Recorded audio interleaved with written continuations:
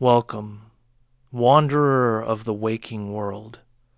Lay down your thoughts and step softly into the realm between dreaming and remembering. Tonight's story weaves together two seekers of the soul, Carl Gustav Jung, the cartographer of the collective unconscious, and Wilhelm Reich, the prophet of the living body. Together and apart, they wrestled with the mystery of energy itself, one flowing through symbols and dreams, the other pulsing through flesh and breath.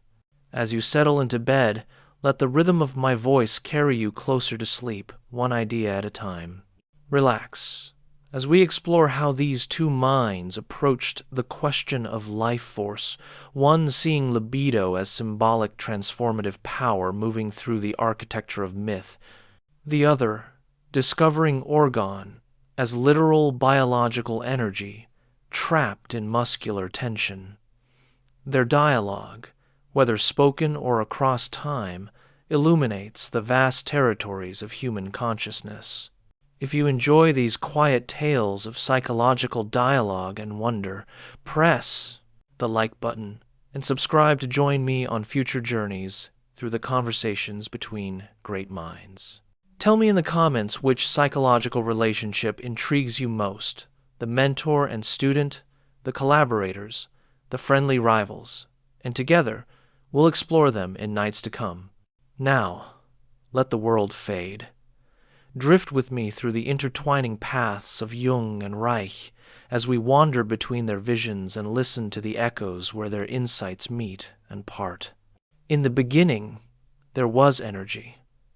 Not the abstract energy of physics textbooks, but something alive, something that breathed through matter and mind alike. Two men, separated by temperament and approach, would devote their lives to understanding this energy, each convinced he had glimpsed something essential about the nature of being human.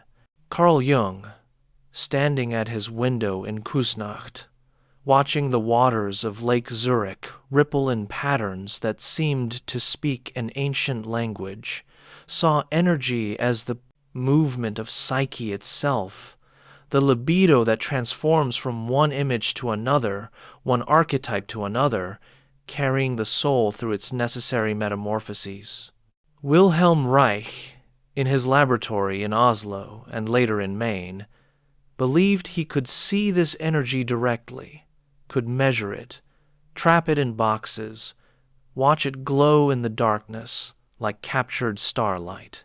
They were both right, and they were both reaching for something just beyond the grasp of their instruments, whether those instruments were amplifiers and microscopes or active imagination and dream analysis. To understand how these two visions emerged, we must travel back to the early years of the 20th century, when the old world was cracking open and something new was trying to be born. Jung had already lived through his great crisis, his confrontation with the unconscious that followed his break with Freud. Between 1913 and 1919, he descended into what he would later call his most important period. When the figures from the depths rose up to meet him, Philemon appeared to him, an old wise man with the wings of a kingfisher, who taught him that thoughts can live independently of the ego, that the psyche contains personalities and intelligences that are not simply products of the conscious mind. During those years, Jung learned to trust the reality of inner experience, to see the figures of dream and vision not as mere symptoms, but as genuine autonomous entities with their own wisdom to convey. By the time Wilhelm Reich entered the story, Jung had already laid the foundations of his analytical psychology. He had published his work on psychological types in 1921, had begun to formulate his understanding of the collective unconscious and the archetypes. He had moved beyond Freud's purely sexual interpretation of libido to see it as general psychic energy, capable of transformation and symbolic expression in countless forms. Jung's clinic in Zurich had become a destination for those seeking something deeper than symptom relief, for those who sensed that their neuroses were not simply problems to be eliminated, but messages from the soul, invitations to transformation. Wilhelm Reich was born in the Austro-Hungarian Empire in 1897, 2 decades after Jung. His childhood in Galicia was marked by tragedy that would haunt his theories forever. When he was 14, his mother took her own life after Reich, in a moment of adolescent confusion and perhaps cruelty, revealed to his father that she was having an affair with his tutor. The weight of this revelation, the sense that his words had destroyed his mother's life, settled into Reich's body like a stone. Years later, when he developed his theories of character armor, of emotions trapped in the muscles and fascia, one wonders if he was trying to understand the physical sensation of guilt, the way trauma incarnates itself in flesh. He came to Vienna as a young medical student, brilliant and intense, seeking answers to questions about life, sex, and suffering that the conventional medical curriculum could not address. In 1919, the same year Jung emerged from his confrontation with the unconscious, Reich joined the Vienna Psychoanalytic Society. He was 22 years old, one of the youngest members ever admitted, and he brought to psychoanalysis a fierce energy that both impressed and disturbed his colleagues. Freud himself recognized Reich's talents, appointing him deputy director of the Vienna Psychoanalytic Polyclinic in 1922, when Reich was just 25 years old. In those early years, Reich was a devoted Freudian, but even then, his approach was distinctive. Where other analysts focused primarily on what patients said, Reich noticed how they said it. He observed the way bodies spoke their own language, the way a lifted shoulder could contradict a verbal statement, the way chronic muscle tension seemed to hold entire emotional histories. He noticed that some patients could speak freely about their problems but remained somehow untouched by the analysis, defended not by conscious resistance but by something in their very posture and breathing. He began to experiment with addressing these bodily defenses directly, asking patients to exaggerate a gesture or release a held breath, and he found that this physical intervention could sometimes produce breakthroughs that years of verbal analysis had not achieved. Meanwhile, Jung in Zurich was moving in what seemed like an opposite direction. His method became less focused on the immediate body and more oriented toward images, symbols, and myths. He developed his technique of active imagination, teaching patients to enter into dialogue with the figures that appeared in their dreams and fantasies. Where Reich was increasingly drawn to the tangible and physical, Jung was diving deeper into the imaginal realm, the dimension where archetypes and symbols hold. Yet both men were circling around the same mystery. How does healing actually happen? What transforms a stuck, suffering human being into someone capable of fuller life? The 1920s were years of ferment in psychoanalytic circles. Freud was aging, his health declining, and various factions were forming around different interpretations of his work. Alfred Adler had already broken away, emphasizing the will to power rather than sexual drive. Otto Rank was developing his theory of birth trauma. Jung had long since parted ways with the psychoanalytic movement, pursuing his own vision in what he called analytical psychology. And Reich was beginning his own journey toward the edges of orthodox thinking. Reich's political awakening came through his work at the Free Psychoanalytic Clinic in Vienna, where working-class patients taught him that neurosis could not be separated from social conditions. He saw how poverty, overcrowding, and sexual repression combined to create psychological suffering that individual analysis alone could never fully address. He joined the Communist Party, believing that psychoanalysis and Marxism could be synthesized into a revolutionary understanding of human liberation. The personal is political, he believed, and the political is physical. Sexual repression serves authoritarian power structures by creating anxious, inhibited individuals who fear their own life force. This was radical stuff, too radical for both the psychoanalysts and eventually for the Communist Party itself. By the early 1930s, Reich had broken with Freud over the question of the death instinct. Freud, growing more pessimistic in his later years, had proposed that alongside eros, the life drive, there existed thanatos, a fundamental drive toward death and destruction. Reich rejected this, absolutely. He saw no evidence of any death drive in human biology. What appeared as destructiveness was, he insisted, always the result of frustrated life. Force, the organism's rage at being blocked from its natural expression. This was not mere theoretical disagreement. It represented a fundamental split in worldview. Freud saw conflict as inherent in human nature. Reich saw conflict as the product of repression. Remove the repression, free the body, and the organism would naturally move toward health, pleasure, and creative expression. Jung would have found this debate interesting, but somewhat beside the point. His own relationship with Freud had foundered partly on the question of libido and its nature. Where Freud insisted libido was essentially sexual energy, Jung broadened it to mean psychic energy in general, manifesting in countless forms throughout life. But Jung never made Reich's mistake of assuming that removing obstacles would automatically produce health. Jung knew that the psyche contains genuine darkness, genuine conflict between opposing principles. The shadow was not simply repressed goodness, but contained elements that were genuinely destructive, selfish, and cruel.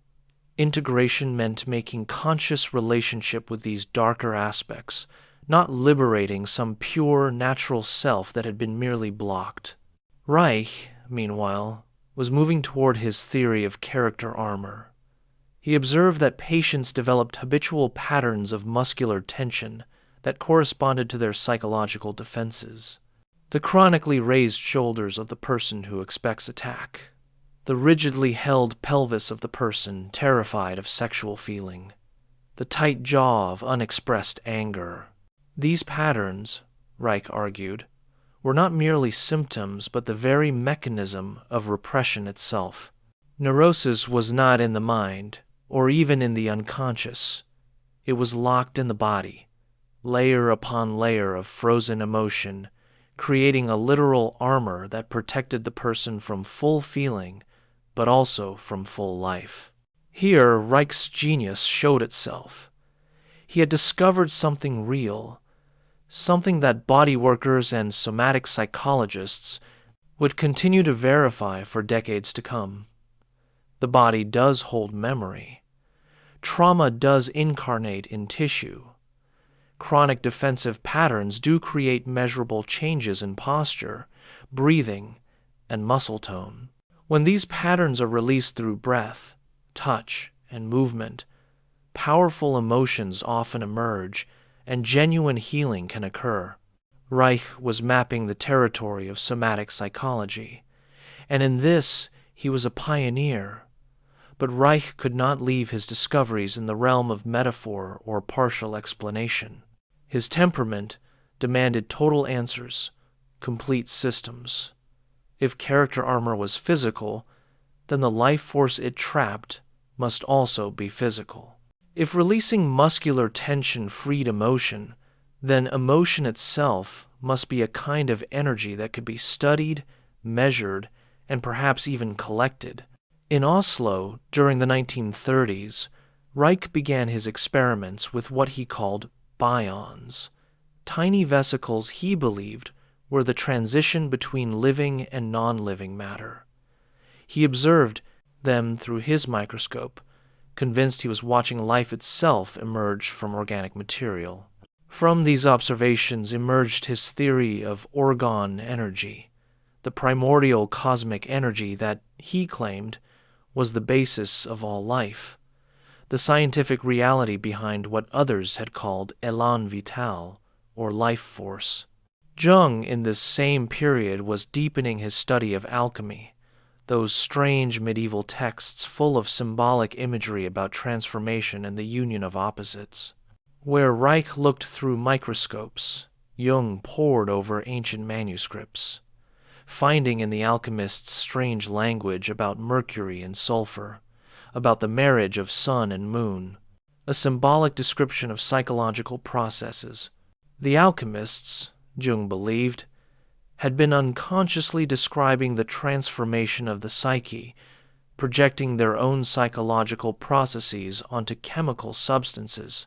Their quest to create gold was really the quest for wholeness, for the integration of all aspects of the personality into what Jung called the self. The contrast could not be more stark. Reich sought literal, material energy that could be accumulated and measured. Jung saw energy as fundamentally symbolic, manifesting through images and undergoing qualitative transformations that could not be reduced to physical measurements. Both men were talking about transformation, about liberation, about becoming more fully alive, but they stood on opposite sides of a crucial divide: the literal versus the symbolic, the concrete versus the imaginal. Reich's vision became increasingly urgent as war approached. He had fled Vienna for Berlin, then fled Berlin for Scandinavia as the Nazis rose to power. His books were burned alongside Freud's in 1933. He was expelled from the International Psychoanalytic Association and the Communist Party, too radical for the analysts, too sexual and individualistic for the communists.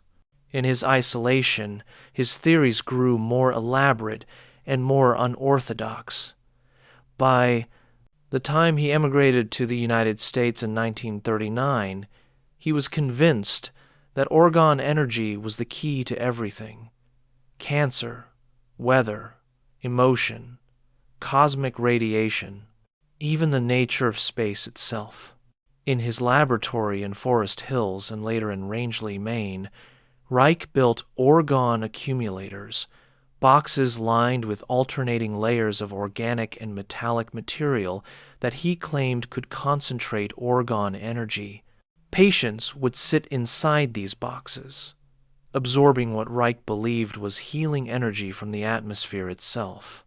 He observed temperature differences between the inside and outside of the accumulators, claimed to see orgone energy as a blue glow in the darkness, insisted that his instruments could detect it, measure it, prove it.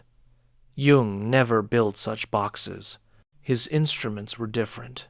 Sand play trays where patients could create three-dimensional symbolic scenes, alchemical texts whose imagery he amplified and interpreted, the I Ching, which he used to explore synchronicity and meaningful coincidence, and above all, the method of active imagination, where one descends into the psyche and engages directly with its autonomous figures. For Jung, healing came through making conscious relationship with the unconscious, through the symbolic work of integrating shadow and anima or animus, through the gradual unfolding of the self that he called individuation. Yet, despite their vast differences in method and metaphysics, Reich and Jung shared something essential. Both were rebels against the mechanistic worldview of their time. Both insisted that something vital was being left out of conventional science and medicine.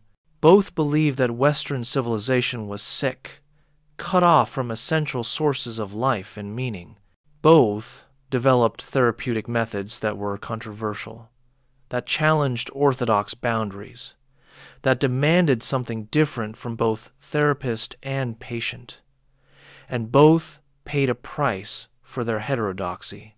By the 1940s, Jung was an established elder statesman of depth psychology, respected if sometimes viewed with suspicion by the psychiatric establishment.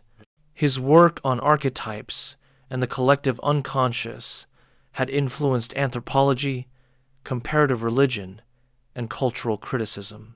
He had survived the war years in neutral Switzerland, his reputation somewhat tarnished by questions about his relationship with the Nazi regime, questions that would continue to haunt his legacy. But he had his Eranos conferences, his international following, his beautiful house by the lake, and his tower at Bollingen, where he could retreat into alchemical studies and stone carving. Reich's trajectory was darker. In the United States, his work became increasingly focused on orgone energy to the exclusion of almost everything else. His early brilliant insights into character and body became embedded in an increasingly bizarre cosmology. He claimed to be able to influence weather with orgone energy devices called cloudbusters. He wrote about UFOs and cosmic orgone energy streams. His writing became grandiose, paranoid, messianic. He believed he was making discoveries that would transform human civilization, and he saw conspiracies and enemies everywhere. The tragic end came in the 1950s. The Food and Drug Administration obtained an injunction against the interstate shipment of orgone accumulators, declaring them fraudulent medical devices. Reich refused to acknowledge the court's authority, believing that scientific questions could not be settled by legal proceedings. He continued shipping the accumulators, and in 1956, he was sentenced to 2 years in federal prison for contempt of court. His books and journals were burned by order of the court, a grotesque irony for a man who had fled the Nazi book burnings. Wilhelm Reich died in federal prison in Lewisburg, Pennsylvania, on November 3, 1957, of heart failure. He was 60 years old. Jung outlived Reich by several years, dying in his home in Küsnacht on June 6, 1961, at the age of 85. His last years had been productive, filled with writing, interviews, and the satisfaction of seeing his ideas spread throughout the world. The contrast between their endings tells us something about the dangers of literalism versus the relative safety of remaining in symbolic territory. Reich's insistence on the literal reality of orgone energy brought him into conflict with regulatory authorities who could measure and test his claims. Jung's symbolic approach, never claiming to be measurable science, could not be disproven and thus could not bring him into such direct conflict with institutional power. But to see Reich's tragedy as merely the result of misguided literalism would be to miss something essential. Reich's literalism came from deep compassion, from the urgent desire to help people in concrete ways. He could not be satisfied with symbols and interpretations when he saw people suffering in their bodies, trapped in chronic pain and dysfunction. His turn toward the literal, toward the measurable, toward devices and instruments was an attempt to democratize healing, to make it available beyond the expensive and time-consuming process of depth analysis.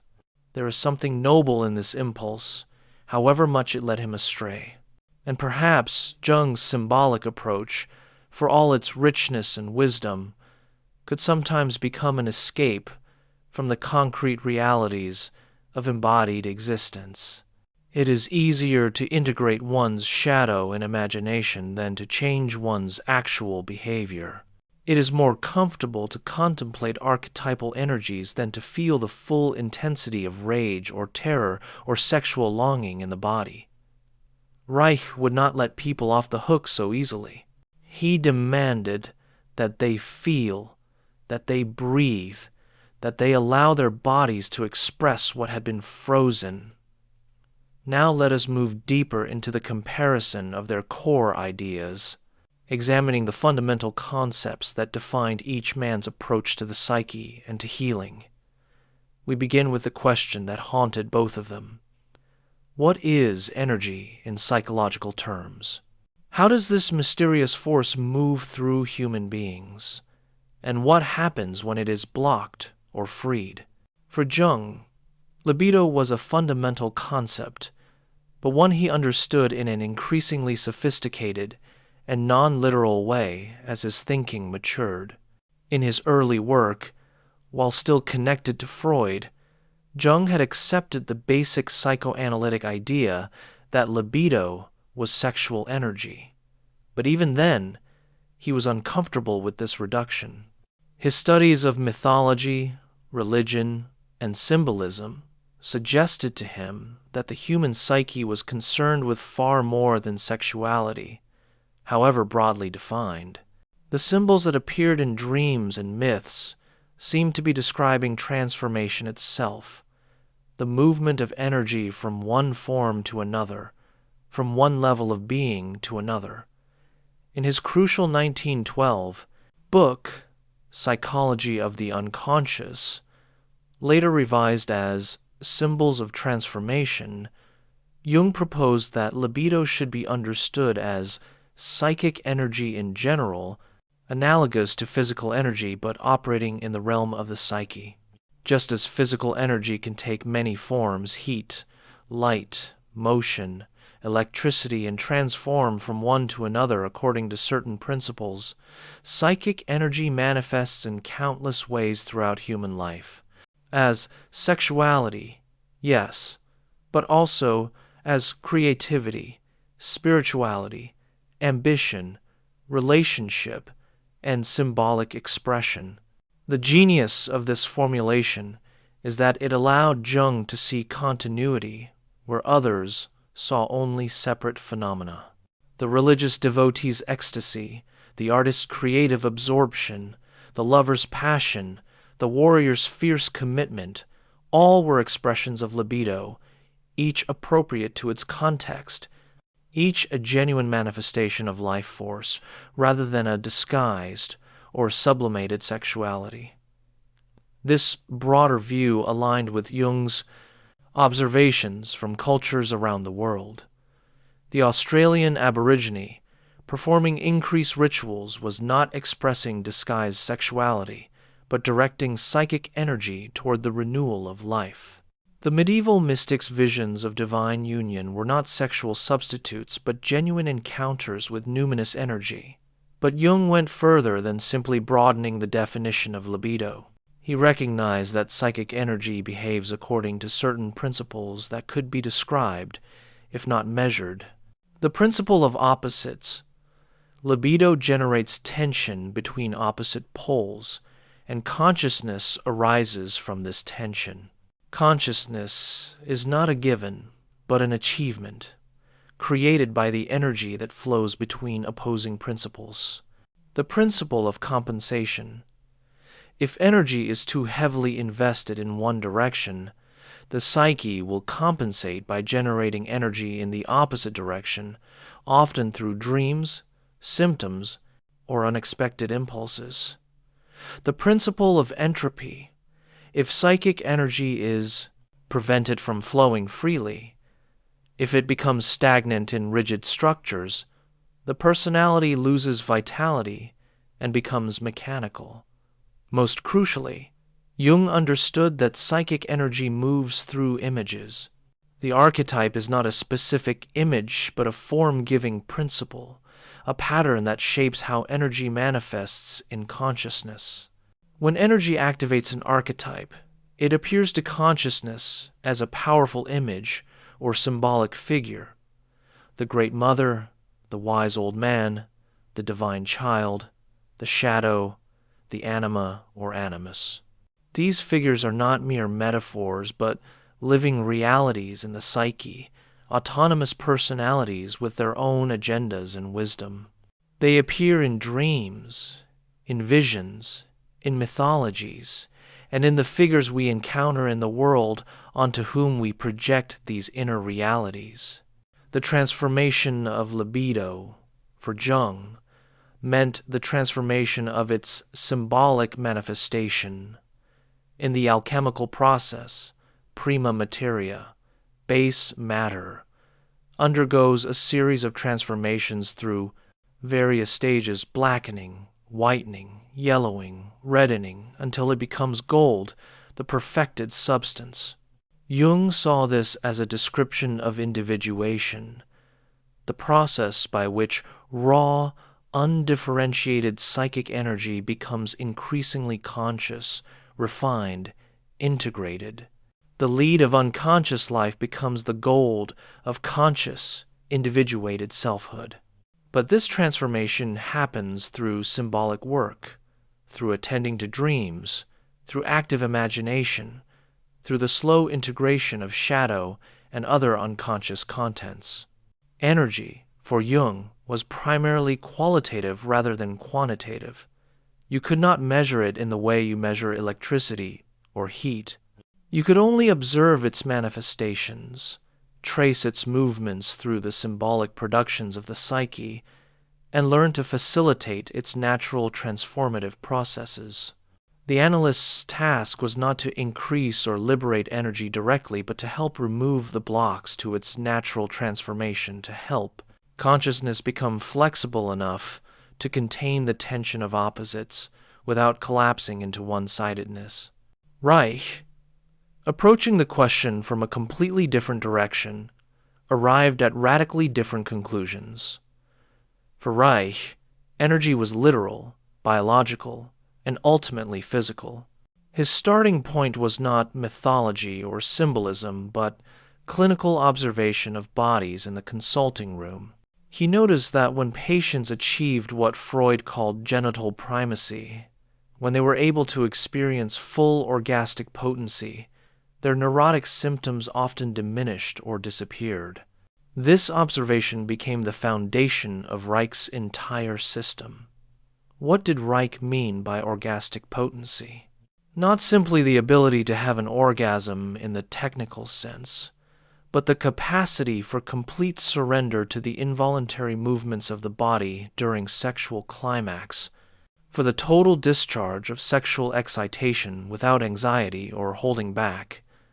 Reich believed that most people, even when they achieved orgasm, did not experience this complete discharge. They remained defended, partially held, unable to fully let go.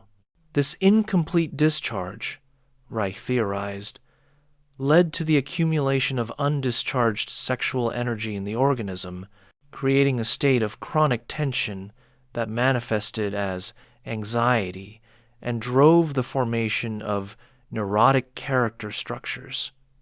Here, Reich was still within the Freudian framework, though pushing it in a more biological direction, but his observations led him further. If undischarged sexual energy created problems, then sexual energy itself must be something real, something that could accumulate and discharge, something biological rather than merely psychological. He began to conceive of what he initially called bioelectricity, a form of energy specific to living organisms, generated through metabolic processes and normally discharged through sexual activity and other forms of expression. His experiments with bions in the late 1930s convinced Reich that he had discovered the fundamental phenomenon of life itself. Under the microscope, he observed these tiny vesicles forming spontaneously from disintegrating organic matter. He believed he could distinguish between healthy bions, which appeared as blue and energetic, and unhealthy ones, which appeared dark and lifeless. From this, he concluded that living energy, what he began calling orgone energy, had objective, observable properties. It glowed blue. It could be concentrated and accumulated. It obeyed physical laws that could be studied and described. The orgone energy concept, as Reich developed it, was breathtakingly comprehensive. Orgone, he claimed, was the primordial cosmic energy from which all other forms of energy derived. It filled all space. It was attracted to water and organic matter. It moved from lower to higher concentrations, violating the second law of thermodynamics. It was the energy of life, of emotion, of atmospheric phenomena, of cosmic rays. The aurora borealis, the blue of the sky, the sparkle of the ocean, all were visible manifestations of orgone energy.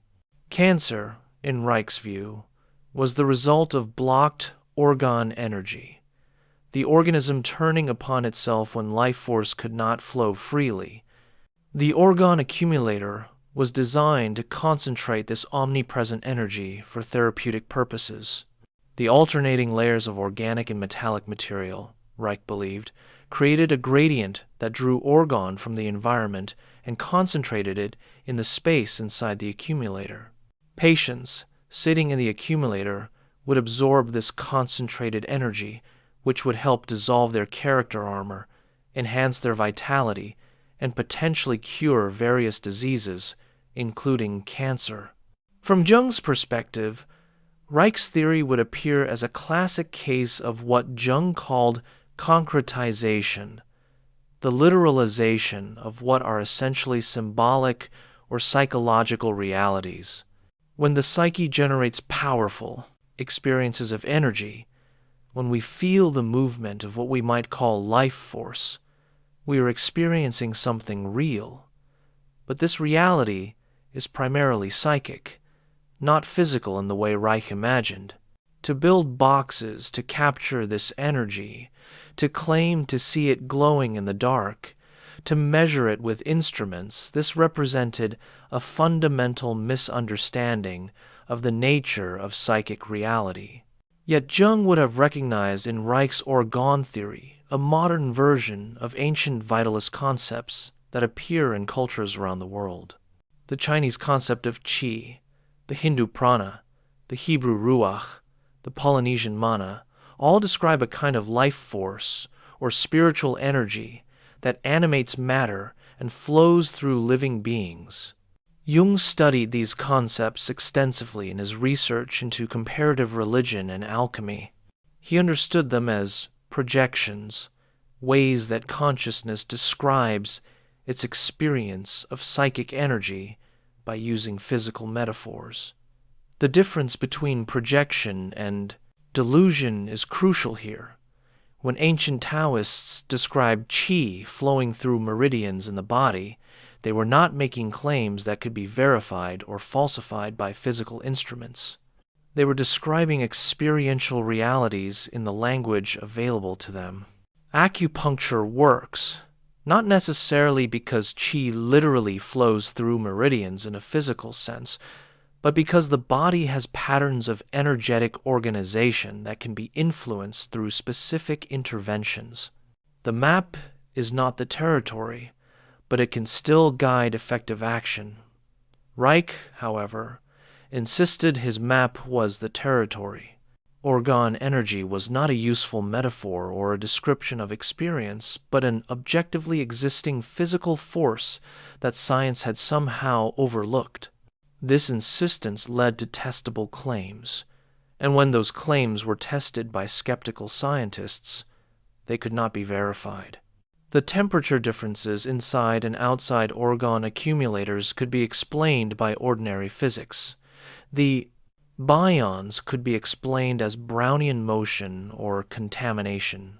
The blue glow Reich saw could be attributed to visual artifacts or autosuggestion. Reich's refusal to accept these alternative explanations, his certainty that everyone else was blind or conspiring against him, isolated him increasingly from scientific discourse. The tragedy is that Reich's legitimate discoveries about the body and character became inextricably linked with his unverifiable claims about orgone energy.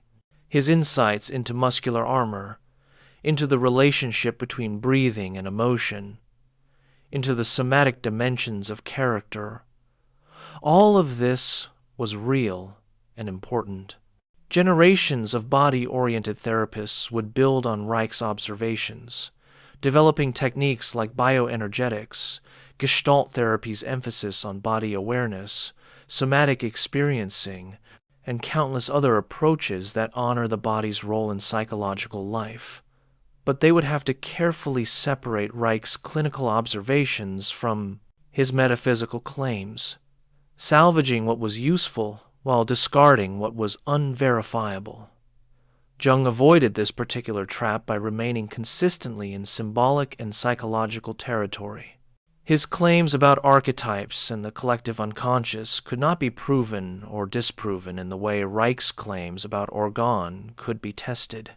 This gave Jung's work greater longevity and respectability, but perhaps at the cost of a certain concreteness, a certain grounded connection to the physical body that Reich insisted upon.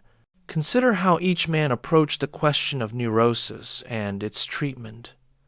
For Reich, neurosis was fundamentally a matter of blocked energy in the body. The organism generates life energy continuously through metabolic processes. This energy needs to be discharged through natural expressions, movement, emotion, and especially sexual orgasm. When this discharge is prevented through social repression, early trauma, or internalized fear, the energy remains, bound in the organism, creating chronic tension. Over time, this chronic tension becomes structured into character armor. The shoulders that rose once in fear remain chronically raised, becoming rigid and creating a permanent defensive posture. The pelvis that contracted to prevent forbidden sexual feelings remains tilted and immobile, cutting off the full flow of sensation through the body. The jaw that clenched to hold back crying or angry words becomes perpetually tight, creating facial expressions that no longer match the person's current emotional state. These patterns, layer upon layer, create a total somatic structure that both expresses and perpetuates the neurotic character. Reich identified 7 segments of armor running horizontally across the body: ocular, oral, cervical, thoracic, diaphragmatic, abdominal, and pelvic.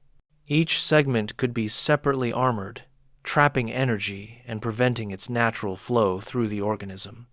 The therapeutic task was to dissolve this armor systematically, working from the top down, releasing each segment so that energy could flow freely from the core of the organism to the periphery and back again. His techniques were revolutionary and shocking to conventional analysts. He had patients lie on a couch like in traditional analysis, but he watched their bodies, their breathing, their involuntary movements.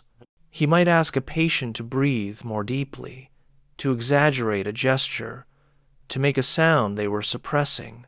He might directly touch muscles that were chronically tight, applying pressure to release the tension.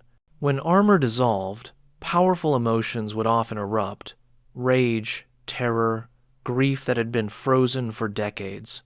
This cathartic release was not in itself the goal, but it indicated that energy was moving again, that the organism was recovering its natural capacity for self-regulation. Reich believed that if character armor could be completely dissolved, the person would return to a state of natural health characterized by orgastic potency. The genital character, as opposed to the neurotic character, was Reich's ideal, a person capable of full surrender, full feeling, full aliveness. Such a person would not need rigid defenses because they could respond flexibly to each situation. They would not accumulate anxiety because they could fully discharge energy through satisfying orgasm. They would be naturally loving, naturally productive, naturally healthy. This vision had a beautiful simplicity. Remove the blocks, free the energy, and health follows naturally. It aligned with Reich's political conviction that human beings are naturally good, naturally social, naturally inclined toward pleasure and creativity. Destructiveness and perversion arise only when natural impulses are thwarted. Create a society that does not repress sexuality, that allows natural expression, and you would create healthy individuals in a healthy culture. Jung's vision was far more complex and, some would say, more tragic. For Jung, neurosis could not be simply traced to blocked energy or repressed impulses. Neurosis arose from the tension between consciousness and the unconscious, between the ego's limited perspective and the larger personality trying to emerge. The ego, identified with only part of who we are, remains unconscious of the shadow, the anima or animus, and other aspects of the total personality. This one-sidedness creates a buildup of energy in the unconscious, which eventually manifests as symptoms, dreams, or crisis. The symptom, for Jung, was not just a problem but a message. It indicated that something in the unconscious was trying to reach consciousness, that energy was demanding expression in a form that the ego had not yet accepted. A man who identifies entirely with his rational, professional persona might develop anxiety symptoms that force him to confront the emotional, relational, embodied aspects of himself he has neglected. A woman who has lived only for others might develop psychosomatic symptoms that demand she finally attend to her own needs and desires.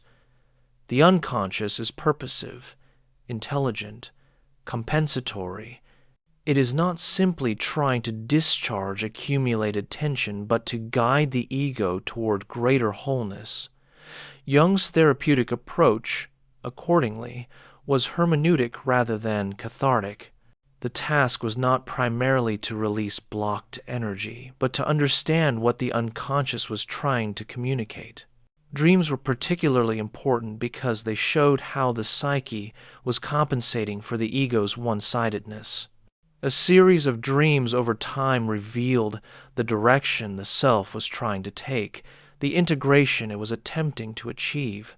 Active imagination allowed direct dialogue with unconscious figures, discovering what they wanted, what wisdom they carried, what aspects of life they represented. Integration, not liberation, was Jung's goal. The shadow must be integrated, not destroyed or overcome. Its energy becomes available to consciousness, not by defeating it, but by accepting it, acknowledging those parts of ourselves we have disowned.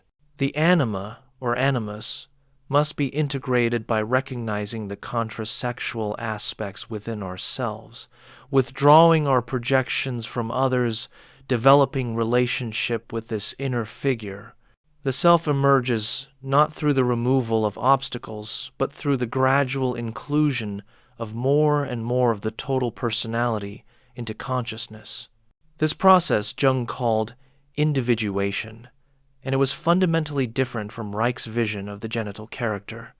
Individuation was not a return to natural simplicity, but an achievement of conscious complexity. It meant becoming capable of holding the tension of opposites without collapsing into one-sidedness. It meant developing relationship with the transpersonal aspects of the psyche, the archetypal powers that are greater than the individual ego. It meant accepting suffering as potentially meaningful, as the crucible in which consciousness is refined. Where Reich saw neurosis as the result of repression and the cure as liberation, Jung saw neurosis as a necessary stage in the development toward wholeness. The midlife crisis, for instance, was not a problem to be solved, but a crucial transition. The symptoms that emerged in midlife were invitations to transform, to release the goals and identities of the first half of life, and turn inward toward meaning, toward individuation. To simply cure such symptoms without understanding their purpose would be to rob the person of their necessary development. The difference in therapeutic relationship follows from these different understandings. Reich's approach, especially in his later work, was increasingly directive and physical. The therapist observed the body, identified the armor, worked actively to dissolve it. The patient's task was to allow this work to breathe, to express, to surrender to the involuntary movements of the body. Reich was active, even aggressive in his therapeutic interventions, convinced that he could see what needed to happen and that his task was to make it happen. Jung's approach was far more mutual and exploratory. The analyst did not claim to know where the patient should go, but served as a companion in the encounter with the unconscious. The analyst's own unconscious was engaged in the work through what Jung called countertransference, which was not just interference, but potentially valuable information about the unconscious dynamics at play. The analyst and patient together explored dreams, amplified symbols, attended to synchronicities, and gradually pieced together the story the unconscious was trying to tell. This meant that Jungian analysis was typically much longer than Reich's therapy aimed to be. Reich believed that dissolving character armor could happen relatively quickly once the therapist had the skill and courage to address the body directly. Some of Reich's claims in this regard seem wildly optimistic, suggesting that complete character transformation could occur in months or even weeks. Jung understood that individuation was the work of a lifetime, that it unfolded in its own time according to processes that could not be rushed.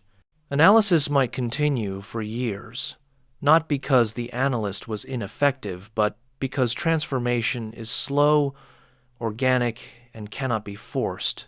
Yet there is something in Reich's urgency that speaks to a truth Jung sometimes overlooked. People suffer in their bodies, now, today.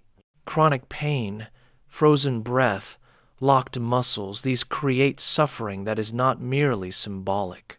Reich's willingness to address this suffering directly, to work with the body where it hurt, showed a compassion and a groundedness that depth psychology sometimes lacked. It is cold comfort to tell someone in chronic pain that their suffering is meaningful if nothing is done to relieve the suffering itself. Reich's concept of character armor, in fact, stands as one of his most enduring contributions, and it is worth comparing carefully to Jung's concept of the persona. Both men recognize that human beings develop defensive structures that mediate between inner reality and outer demands. But the differences in how they understood these structures are instructive. The persona, for Jung, is the mask we wear in social life, the adaptive front we present to the world. It is a compromise formation, allowing us to function in society while protecting the more vulnerable, authentic aspects of ourselves. The professional role, the social identity, the conventional politeness, all are expressions of persona.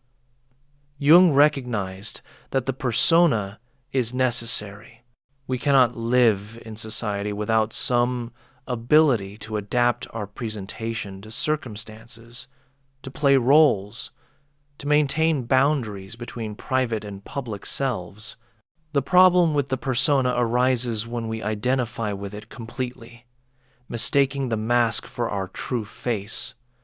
The professor who cannot step out of his academic persona in intimate relationships, the mother who cannot access her own needs apart from her maternal role, the executive who has no identity apart from his professional success, these people have become identified with the persona at the expense of the rest of their personality. The result is often a midlife crisis when the persona no longer fits, when life demands something more authentic, and the person realizes they have no idea who they really are, beneath the mask they have worn for decades. Jung's therapeutic approach to the persona was to help people differentiate from it without destroying it. The task is not to eliminate the persona, but to recognize it as a persona, to have it rather than be it. This allows for flexibility, for the ability to wear different masks in different contexts while maintaining connection to a deeper sense of self that is not exhausted by any social role. Reich's character armor is related to the persona, but more fundamental and more physical. While the persona is primarily a psychological and social structure, character armor is embodied in the musculature and tissues of the body itself. Where Jung's persona is something we might become conscious of through reflection, Reich's armor is often below the threshold of consciousness, operating automatically in every breath and movement. Reich identified different character types based on the predominant form of armor: the rigid character, the hysterical character, the masochistic character, the schizoid character. Each type had characteristic bodily patterns. The rigid character held energy in chronic muscular tension, especially in the back and legs, creating a posture of brittle strength that defended against vulnerability. The hysterical character had armor concentrated in the pelvis, creating anxiety around sexuality combined with seductive behavior. The masochistic character held armor in the abdominal segment, creating a pattern of passive suffering and delayed aggressive impulses. The schizoid character was armored everywhere, creating a sense of disconnection between head and body, thought and feeling. These typologies, while perhaps too rigid themselves, captured something real about how defensive patterns create total somatic structures. People really do carry themselves differently depending on their early experiences and defensive needs. Trauma really does inscribe itself in posture, in breathing patterns, in the organization of the body. Reich was mapping this territory with unprecedented precision, and his observations remain valuable for anyone working with the embodied dimensions of psychological life. What Reich did not adequately address, however, was the question of meaning and purpose that so concerned Jung. Why does the psyche choose this particular defensive structure and not another? What does the symptom or the armor pattern mean in the context of this particular life? Reich's explanations were mechanical. This person experienced this trauma at this developmental stage, and so developed this defensive pattern. Jung would ask, what is this pattern trying to accomplish? What purpose, however mistaken, is it serving? And most importantly, what is it trying to become? The question of teleology of purpose and direction in psychological processes separates Jung from most other depth psychologists. Freud and Reich looked backward, seeking causes in the past. Jung looked forward, seeing the present symptom as not just caused by the past, but also pulled by a potential future. The neurosis is not just the result of childhood trauma, but also the chrysalis of a potential transformation. The energy bound up in symptoms and complexes is energy that belongs to the future, to the unrealized potentials trying to manifest. This prospective aspect of the psyche meant that for Jung, you could not simply release blocked energy and expect health to follow. The energy needed somewhere to go, something to become. Without a containing vision, without symbols and meanings that could channel libido into new forms, liberation could lead to chaos or regression rather than growth. This is why Jung emphasized the importance of religious symbols, mythological narratives, and cultural containers for psychic energy.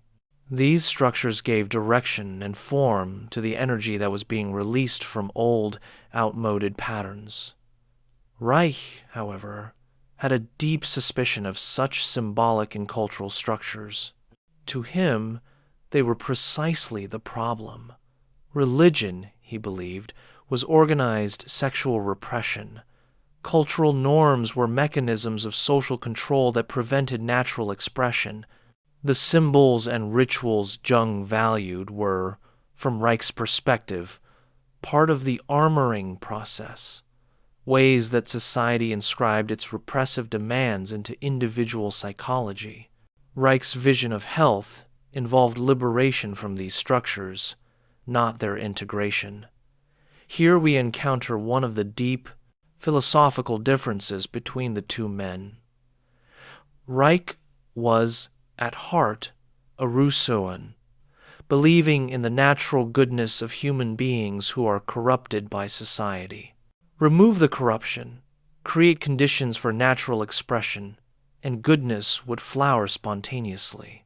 Jung was closer to a tragic vision, recognizing that human nature contains genuine conflict, genuine darkness, genuine capacity for evil. The shadow is not just repressed goodness, but includes elements that are genuinely problematic, genuinely destructive. Culture and its symbols, while they can indeed repress and distort, also serve to contain and channel energies that would otherwise be chaotic or destructive. This difference played out in their respective political visions. Reich became increasingly committed to a political solution to psychological suffering. He believed that the character structure of individuals was shaped by the economic and social structure of society. Authoritarian societies created authoritarian character structures through sexual repression, through suppression of natural spontaneity, through the installation of fear and guilt.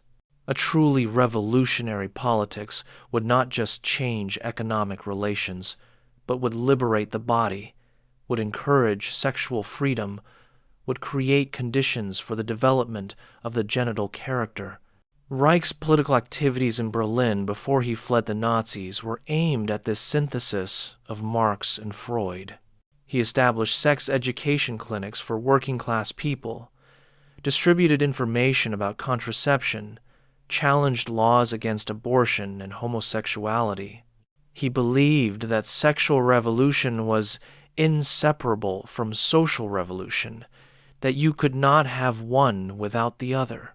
His book, The Mass Psychology of Fascism, analyzed how authoritarian ideology exploited sexual repression to create obedient, fearful masses susceptible to nationalist and racist manipulation.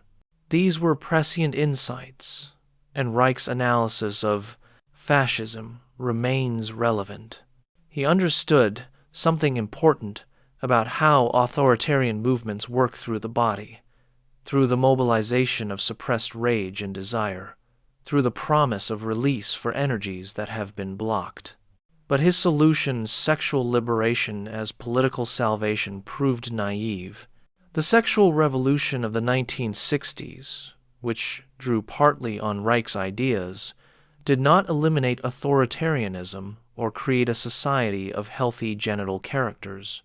Sexual freedom without psychological consciousness can lead to new forms of exploitation, new patterns of compulsion and addiction. Jung was deeply skeptical of political solutions to psychological and spiritual problems. He had seen how mass movements, whether communist or fascist, absorbed individuals into collective identities that overwhelmed individual consciousness.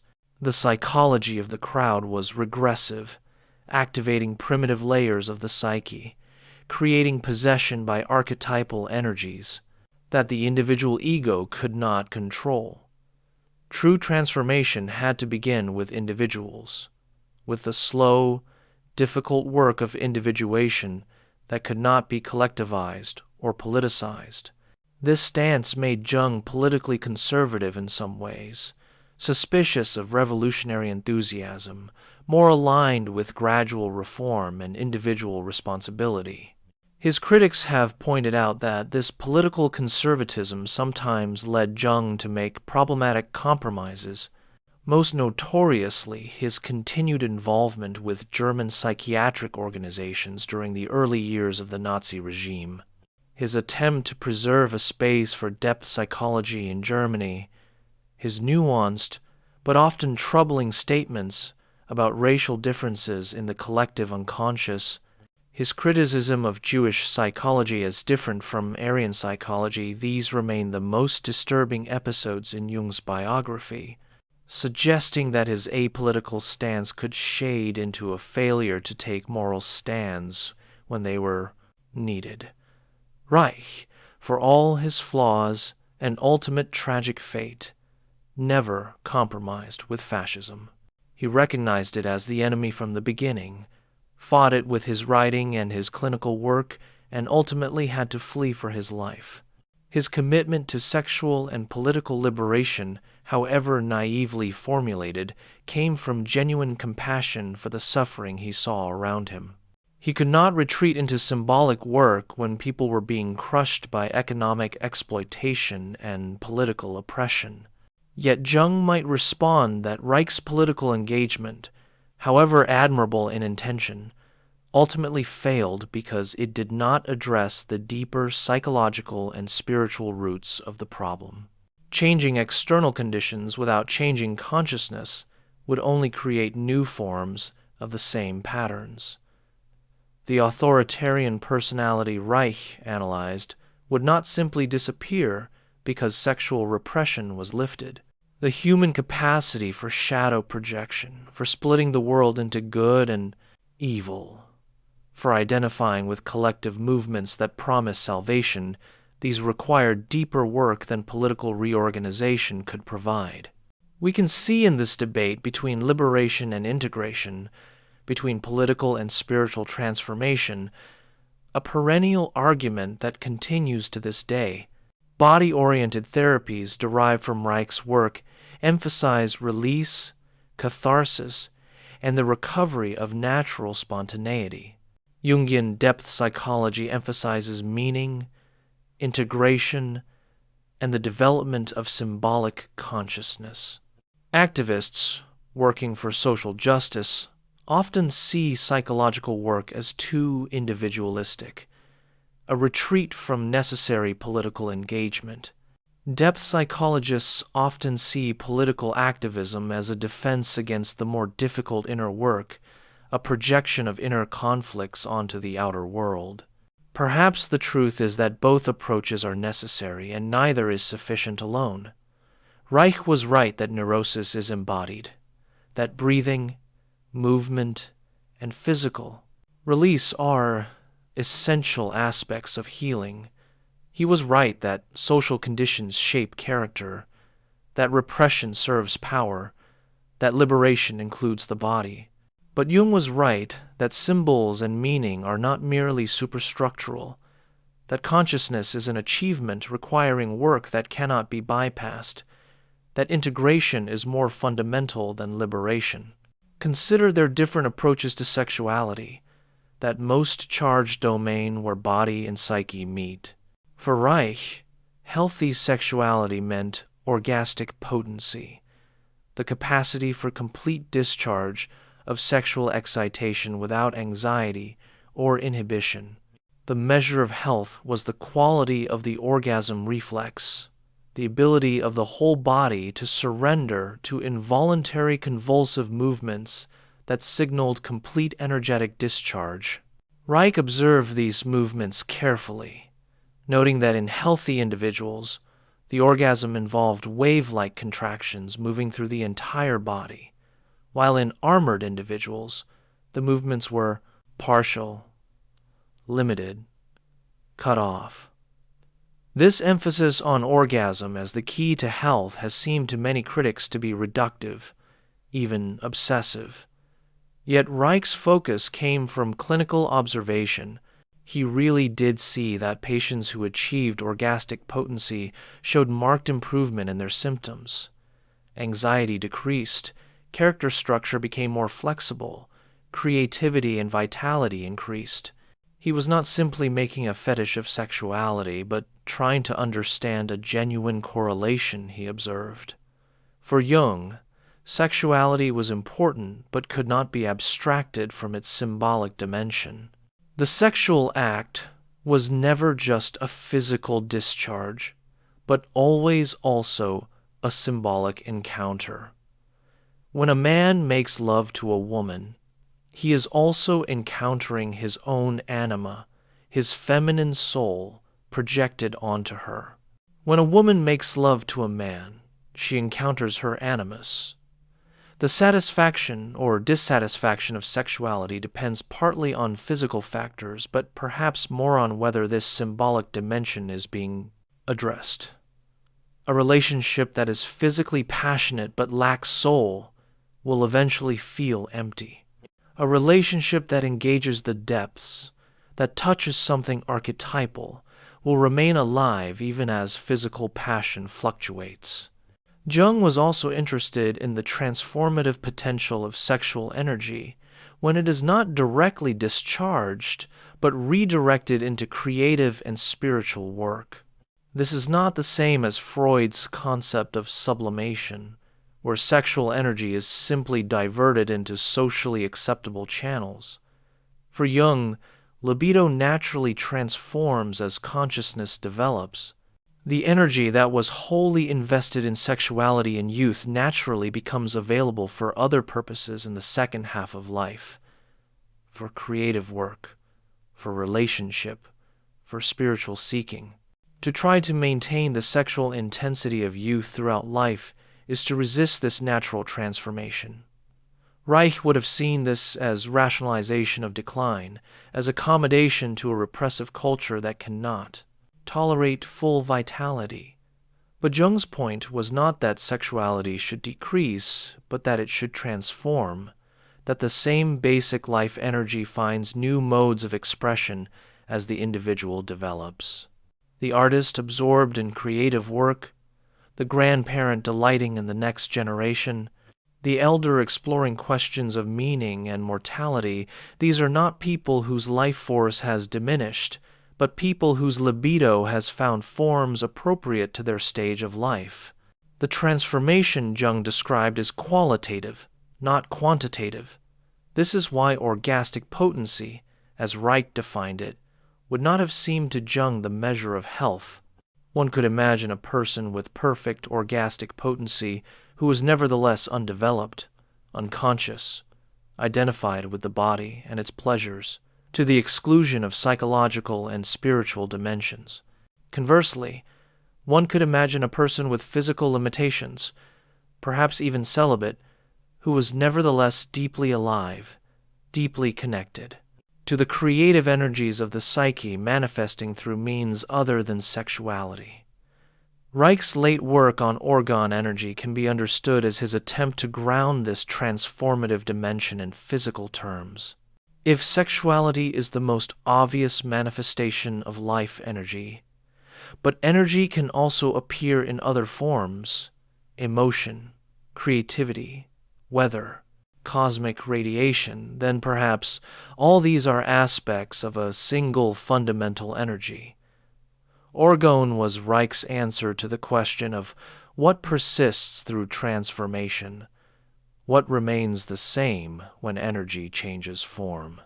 Jung's answer to the same question was very different. What persists is the archetype, the form-giving principle that shapes how energy appears in consciousness. The archetype of the Great Mother, for instance, can manifest as personal relationship with one's actual mother, as projection onto a lover, as devotion to a cause or institution, as religious imagery of the divine feminine, as dream figures, as the creative, the process itself. The energy is what Jung called libido, but the form it takes is determined by the archetypal pattern. This means that for Jung, the energy is inseparable from its meaning. There is no neutral, contentless energy that simply needs to be discharged. Every manifestation of energy carries symbolic significance, tells a story, reveals something about where consciousness is and where it is trying to go. To work with energy means to work with its symbolic expressions, to attend to what form it is taking and why. Reich's attempt to isolate energy from its manifestations, to find the pure energy behind all its forms, led him toward a kind of mysticism that paradoxically wore the costume of materialism. The orgone box is really a meditation device, a way of focusing attention on subtle energetic experiences that might otherwise go unnoticed. The therapeutic benefit of sitting in an orgone accumulator, if any, probably comes from the meditative state it induces, from the attention paid to bodily sensation and breathing, from the belief and expectation the patient brings. These are not nothing, but they are not what Reich thought they were. Jung never built boxes to capture psychic energy, but he did create containers in a different sense. The temenos, the sacred space of analysis, was such a container. The sandplay tray where the patient's hands arranged figures and created scenes was another. The stone tower at Bollingen, where Jung went to be alone with his thoughts, was perhaps the most personal container, a physical space that held and focused his inner work.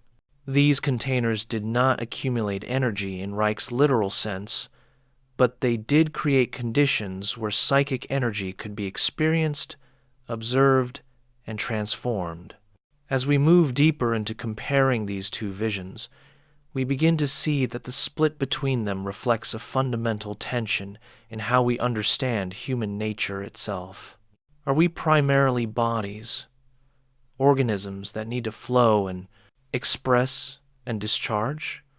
Or are we primarily psyches, meaning-making consciousnesses that need to integrate and symbolize and understand?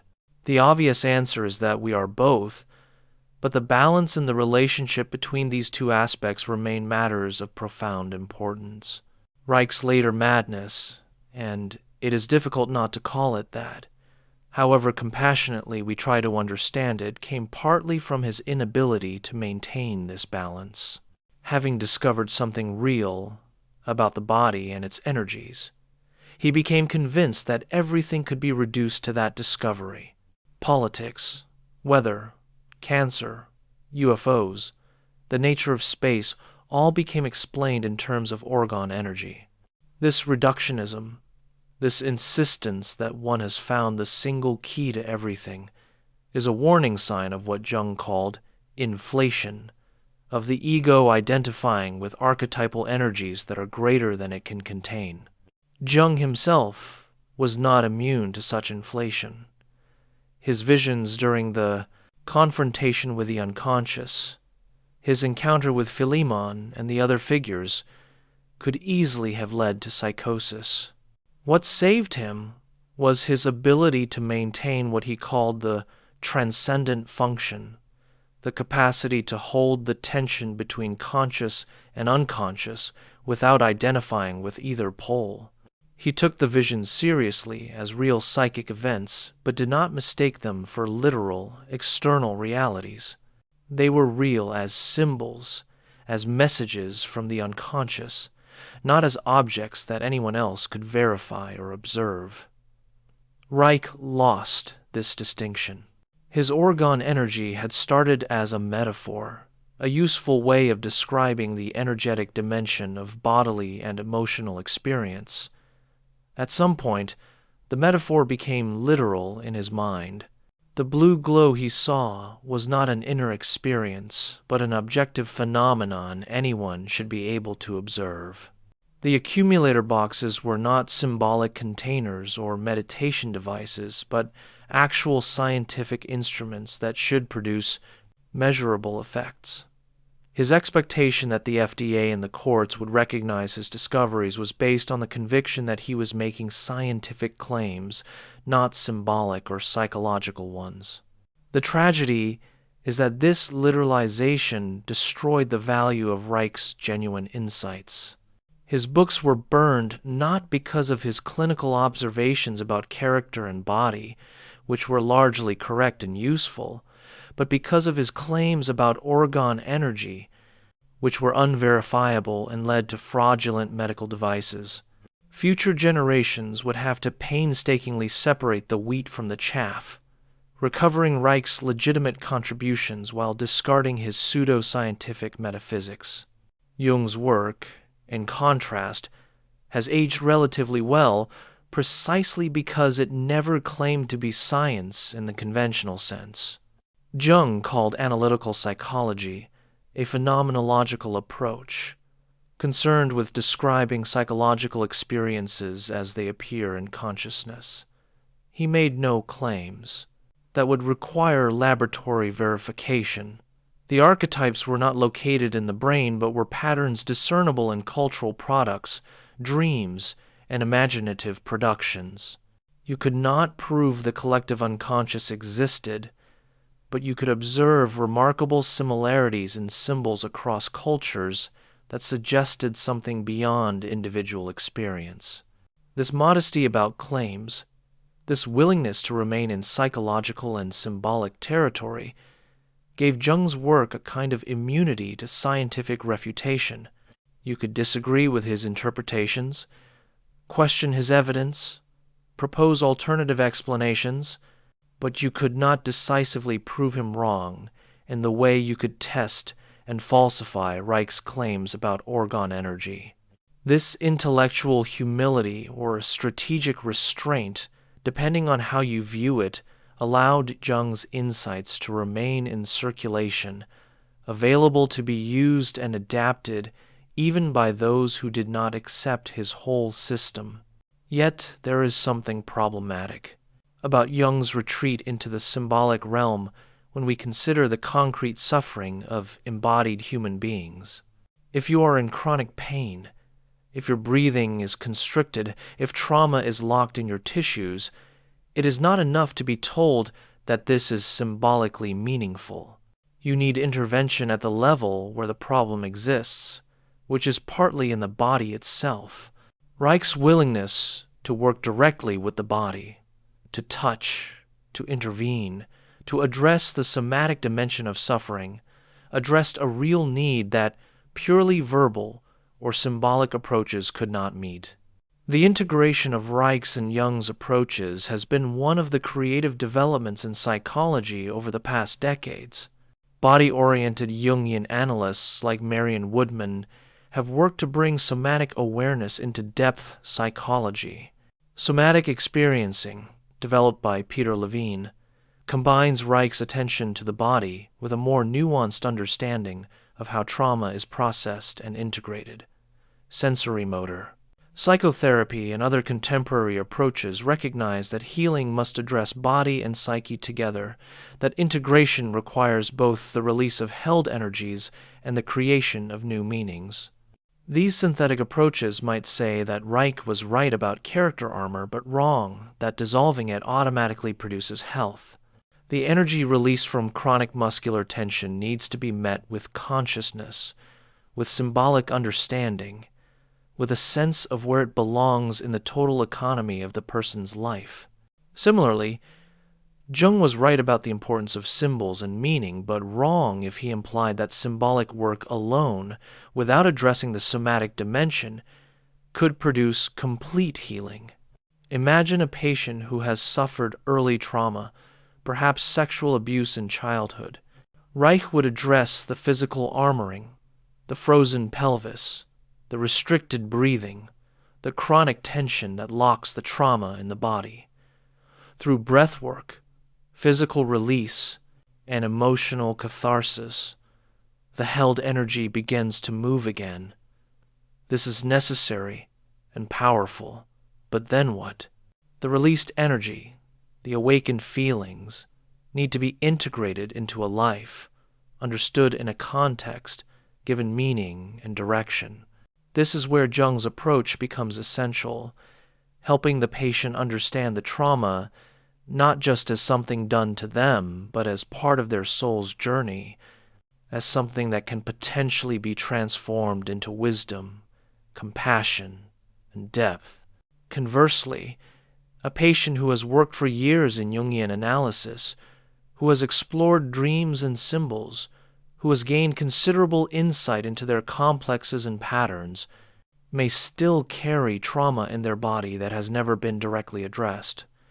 The understanding is there, but the somatic release has not occurred. The person knows why they have difficulty with intimacy, can trace the pattern back through their family history, can see the archetypal themes playing out, but the body still freezes when someone gets close. Here, Reich's approach is needed, the direct work with breathing and tension and physical expression that allows the body to finally let go of what it has been holding. This complementarity suggests that the split between Reich and Jung was perhaps less a matter of incompatible truths than of different but necessary emphases. Reich explored one pole of human existence, the embodied, energetic, biological, while Jung explored the other, the symbolic, meaningful, spiritual. Human beings live in both dimensions simultaneously, and complete healing requires attention to both. But the difference in metaphysics remains significant. Reich's universe is monistic. Everything is orgone energy in different forms and degrees of concentration. Jung's universe is dualistic, or perhaps pluralistic. There is a realm of matter and a realm of psyche, and while they interact, they are not reducible to each other. For Reich, consciousness is an epiphenomenon of the biological energy of the organism. For Jung, consciousness is its own kind of reality, not reducible to brain states or biological processes, even though it depends on them. This philosophical difference has profound practical implications. If you believe, with Reich, that consciousness is fundamentally biological, then addressing the body will automatically affect consciousness, change the breathing pattern, dissolve the muscular tension, and the psychological state will shift accordingly. There is no ghost in the machine, just the machine functioning more or less freely. If you believe, with Jung, that consciousness has its own reality and laws, then biological interventions are helpful but not sufficient. The psyche must be addressed in its own terms, through symbols and meanings that speak to consciousness as consciousness. The mind-body problem, one of philosophy's perennial puzzles, appears here in practical, clinical form. Reich thought he had solved it by denying the problem there is only body, only energy, and what we call mind is just a function of the organism. Jung maintained the distinction, seeing body and psyche as two aspects of an underlying unity that we can approach from different directions but never fully grasp. Jung's concept of the psychoid archetype suggests something existing at a level deeper than the split between mental and physical, an organizing principle that manifests as both material pattern and psychological image. Modern neuroscience has not resolved this question as much as it has added new data to an old debate. We can observe brain states that correlate with psychological experiences, but we cannot explain how electrical and chemical activity in neurons becomes subjective experience. The hard problem of consciousness remains hard. Reich's biological reductionism seems naive in light of what we know about the brain's complexity. But Jung's dualism also sits uneasily with the clear dependence of consciousness on brain function. Perhaps the best contemporary position is a pragmatic one. Work with both dimensions, body and psyche, without claiming to have resolved the metaphysical question of their ultimate relationship. Let us turn now to the question of freedom, a central concern for both men, though they understood it quite differently. For Reich, freedom meant liberation from repression, the removal of obstacles to natural expression. The free person was the genital character, capable of full orgastic potency, able to feel deeply and express directly, moving with the natural rhythms of the organism. This freedom was biological freedom, the body doing what bodies naturally do when not blocked by fear and social conditioning. Reich saw unfreedom everywhere he looked. Children told not to touch their genitals, adolescents shamed for their sexual desires, workers exploited and kept in economic dependence, women denied control over their own bodies, everyone locked into rigid character structures that prevented spontaneity and joy. His clinical work and political activism were both aimed at liberation, freeing individuals from their armor, freeing society from repressive institutions. There is something beautiful and compelling about this vision of freedom. Who would not want to be more natural, more spontaneous, more fully alive? Reich's descriptions of the genital character, capable of work and love, moving gracefully through life, responding appropriately to each situation, paint an attractive picture. And his analysis of how social repression creates unfreedom was often acute. The authoritarian family structure really does prepare people for submission to authoritarian political structures. Sexual shame really does create anxiety and inhibition that pervade all of life. But Reich's vision of freedom contained a paradox he never fully resolved. If healthy behavior flows naturally from the unarmored organism, if the genital character responds appropriately without needing to think or choose, where is the freedom? Reich's vision sounds less like freedom than like natural determinism, the organism behaving as organisms naturally behave when not interfered with. The apparent spontaneity is really just the working out of biological programs. There is no space for choice, for will, for the specifically human capacity to act against nature or to choose between competing natural impulses. Jung's vision of freedom was more complex and more genuinely psychological. Freedom, for Jung, was not given, but achieved through consciousness. The unconscious person is not free, but driven by forces they do not understand: complexes, projections, identifications, archetypal possessions. Real freedom requires making unconscious contents conscious, withdrawing projections, understanding the patterns that have been controlling us. This is the hard work of individuation, and it is never complete. We achieve degrees of freedom, moments of genuine choice, spaces where we can act from consciousness rather than compulsion. The individuation process is essentially the achievement of freedom. Each step of making the unconscious conscious expands the range of choice. When I recognize my shadow, I am no longer compelled to project it onto others. When I integrate my anima or animus, I am less dependent on others to carry these parts of myself. When I develop relationship with the self, I am less identified with the ego's narrow perspective and can see my life from a broader vantage point. Freedom is the space that opens when consciousness is no longer completely determined by unconscious forces. But Jung also recognized that complete freedom is impossible and perhaps undesirable. We are always embedded in the collective unconscious, always participating in patterns larger than ourselves, always shaped by archetypal forces that precede our individual existence. The goal is not to escape these forces, but to develop conscious relationship with them. We choose which God to serve, which archetypal pattern to align ourselves with, but we do not choose whether to serve a God at all. Some participation in the transpersonal is unavoidable. The question is whether we do so unconsciously and compulsively, or consciously and with some degree of choice. This means that for Jung, the notion of the natural, unarmored organism that Reich celebrated would seem naive. There is no natural self waiting to be liberated beneath the armor.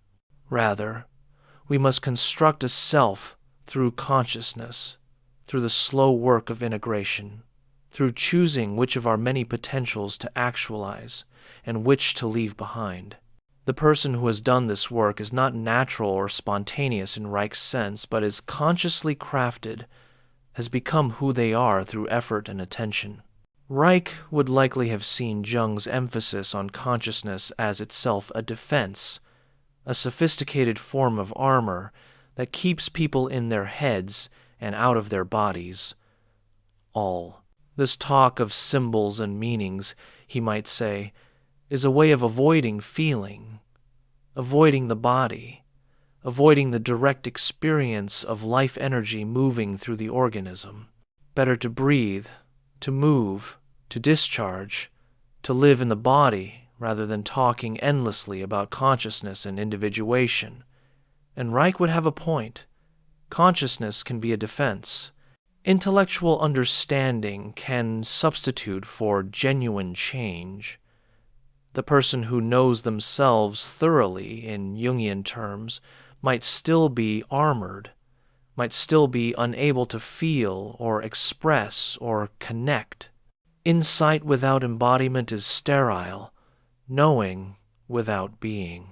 Reich's demand for actual change, for demonstrable capacity to breathe and move and feel, provides a necessary corrective to psychology that remains only in the head. Yet Reich's rejection of consciousness led to its own problems. Without the reflective capacity Jung cultivated, without the ability to question one's own impulses and patterns, liberation can become mere acting out. The person who simply expresses every feeling, who follows every impulse in the name of spontaneity, may not be free, but simply undisciplined, narcissistic, unable to function in relationship or community. True maturity requires both the capacity for expression Reich emphasized and the capacity for containment and reflection Jung emphasized. This brings us to the question of development and maturity, another area where Reich and Jung diverged significantly. Reich's developmental theory was relatively simple, derived from Freud, but with his own emphasis on energetic flow. Development proceeds through oral, anal, and genital stages, each characterized by where libidinal energy is primarily focused and how it can be blocked. Healthy development results in genital character. Disturbed development creates the various neurotic character types Reich identified. The goal of therapy was essentially to complete a development that had been arrested, to allow the organism to finally achieve the genital organization it should have reached naturally. Jung's developmental theory was much more elaborate and extended throughout the lifespan. The first half of life, roughly until midlife, is devoted to ego development, to establishing oneself in the world. During this period, energy naturally flows outward toward achievement, relationship, creating a family, building a career. The tasks of the first half of life are essentially social and extroverted, even for introverts. The ego must become strong enough to function effectively in the world. But at midlife, a transformation should occur. The goals that seem so important begin to feel hollow or are achieved and then feel empty. Energy naturally begins to withdraw from outer pursuits and turn inward toward questions of meaning. What Jung called the second half of life is devoted to individuation, to the development of relationship with the self, to spiritual and psychological concerns that transcend social adaptation. The work of the second half is essentially introverted, even for extroverts. This two-stage model means that what counts as health or maturity looks different in different life stages. The young person needs to develop strength, discipline, social skills, professional competence. The qualities Reich associated with the genital character, spontaneity, emotional expressiveness, sexual fulfillment, while important, are not sufficient for the tasks of establishing oneself in the world. Conversely, the qualities needed for success in youth, ambition, competitiveness, outward focus, become obstacles in the second half of life, if one cannot let them go. Reich's model, with its single endpoint of genital character, does not account for this developmental arc.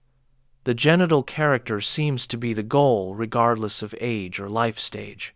But Jung would ask, what happens to the genital character at midlife? Is spontaneous expression still the most important goal when confronted with mortality, with a search for meaning, with a need to leave something behind? Reich died at 60, before the fullness of old age. One wonders how his theories might have developed if he had lived longer and had to confront his own aging, the natural decline of physical vitality, the questions that arise when youth and its energies inevitably wane. Jung lived to 85 and thought deeply about aging and death throughout his later years. His concept of the self as the goal of individuation represents something quite different from Reich's genital character. The self is not primarily about expressiveness or spontaneity, but about wholeness, about the integration of conscious and unconscious, about achieving a perspective that transcends the ego's limited viewpoint. The person approaching the self becomes less concerned with self-expression and more concerned with what Jung called being, simply existing as a complete human being, having done the work of integrating their contradictions and accepting their totality. In Jung's late work, particularly his writings on alchemy and his essay on synchronicity, there is a movement toward what we might call mysticism, though Jung resisted that term. He became increasingly interested in the unity that underlies apparent opposites, in the numinous dimension of experience, in phenomena that suggested connections between psyche and matter that rational science could not explain. Reich's late work also moved toward mysticism, toward cosmic speculations about orgone energy, but the quality was quite different, more grandiose, more certain, less nuanced. Jung's mysticism remained psychological, rooted in careful observation of experiences that did not fit conventional understanding. Reich's mysticism became metaphysical, making claims about the fundamental nature of reality. This difference reflects their different temperaments. Jung was fundamentally empirical, even in his mysticism. He collected examples, compared cases, looked for patterns, remained tentative in his conclusions. Even when discussing his most controversial ideas like synchronicity or UFOs, he framed them as questions, as phenomena that needed to be taken seriously and observed carefully. Reich was fundamentally theoretical, seeking the single principle that would explain everything. His scientific training ironically made him more dogmatic, more certain that reality must conform to his theory. Let us consider how each man would have approached the question of suffering and its meaning, for this gets to the heart of their different visions of human life. Reich saw suffering as essentially meaningless, the result of blocked energy, the organism's distress signal that something is wrong. The appropriate response to suffering is to remove its cause, to dissolve the armor, to release the blocked energy, to eliminate the social conditions that create repression. Suffering teaches nothing. It merely hurts. Health means the absence of suffering, the free flow of energy, the pleasure of living in an unarmored body.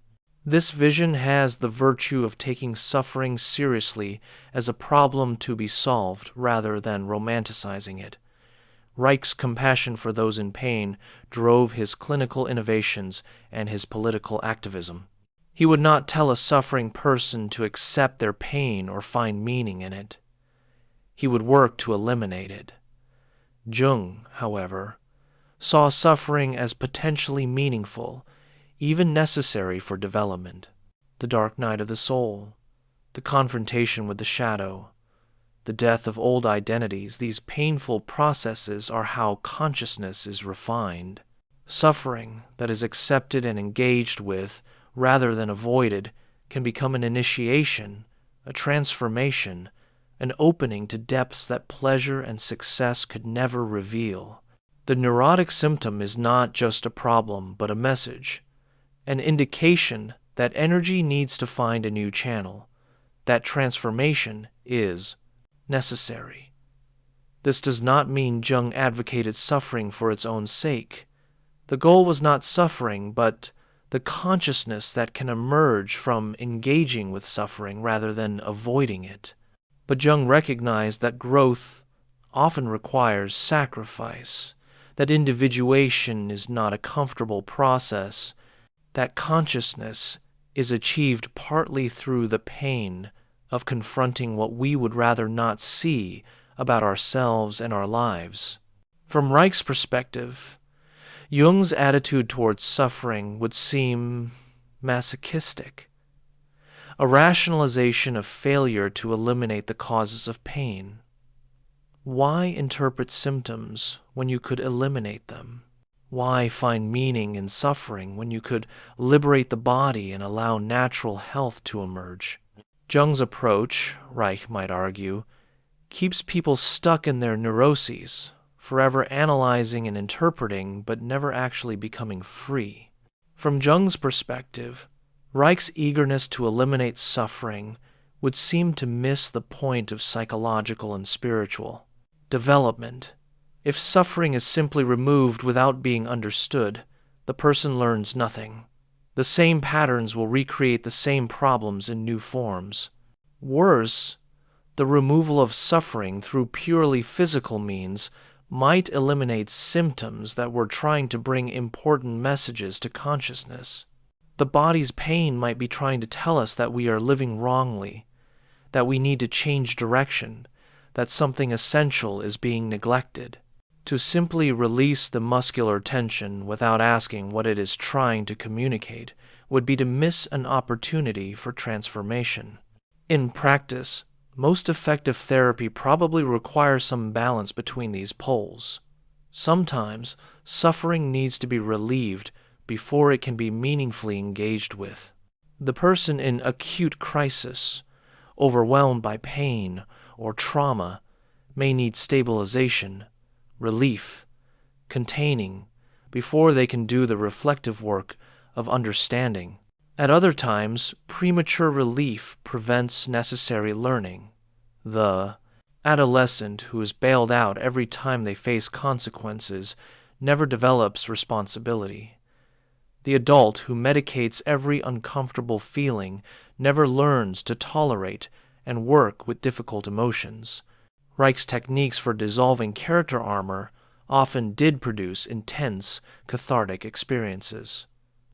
The person finally releasing grief they had held for decades, expressing rage that had been frozen, feeling terror that had been locked away. These experiences were genuine and often healing, but the catharsis itself was not the endpoint. The released emotion needed to be integrated, understood, related to the person's life story and future direction. Reich sometimes spoke as if the release itself was sufficient, as if the organism would naturally move toward health once the armor was dissolved. But clinical experience suggests that release without integration can lead to re-traumatization or to compulsive repetition of cathartic experiences that become addictive but not truly transformative. Jung's methods were slower and less dramatic, but perhaps more durable. The gradual working through of a dream series, the slow recognition of a pattern, the dawning realization of how one has been living unconsciously. These create changes in consciousness that are not easily reversed.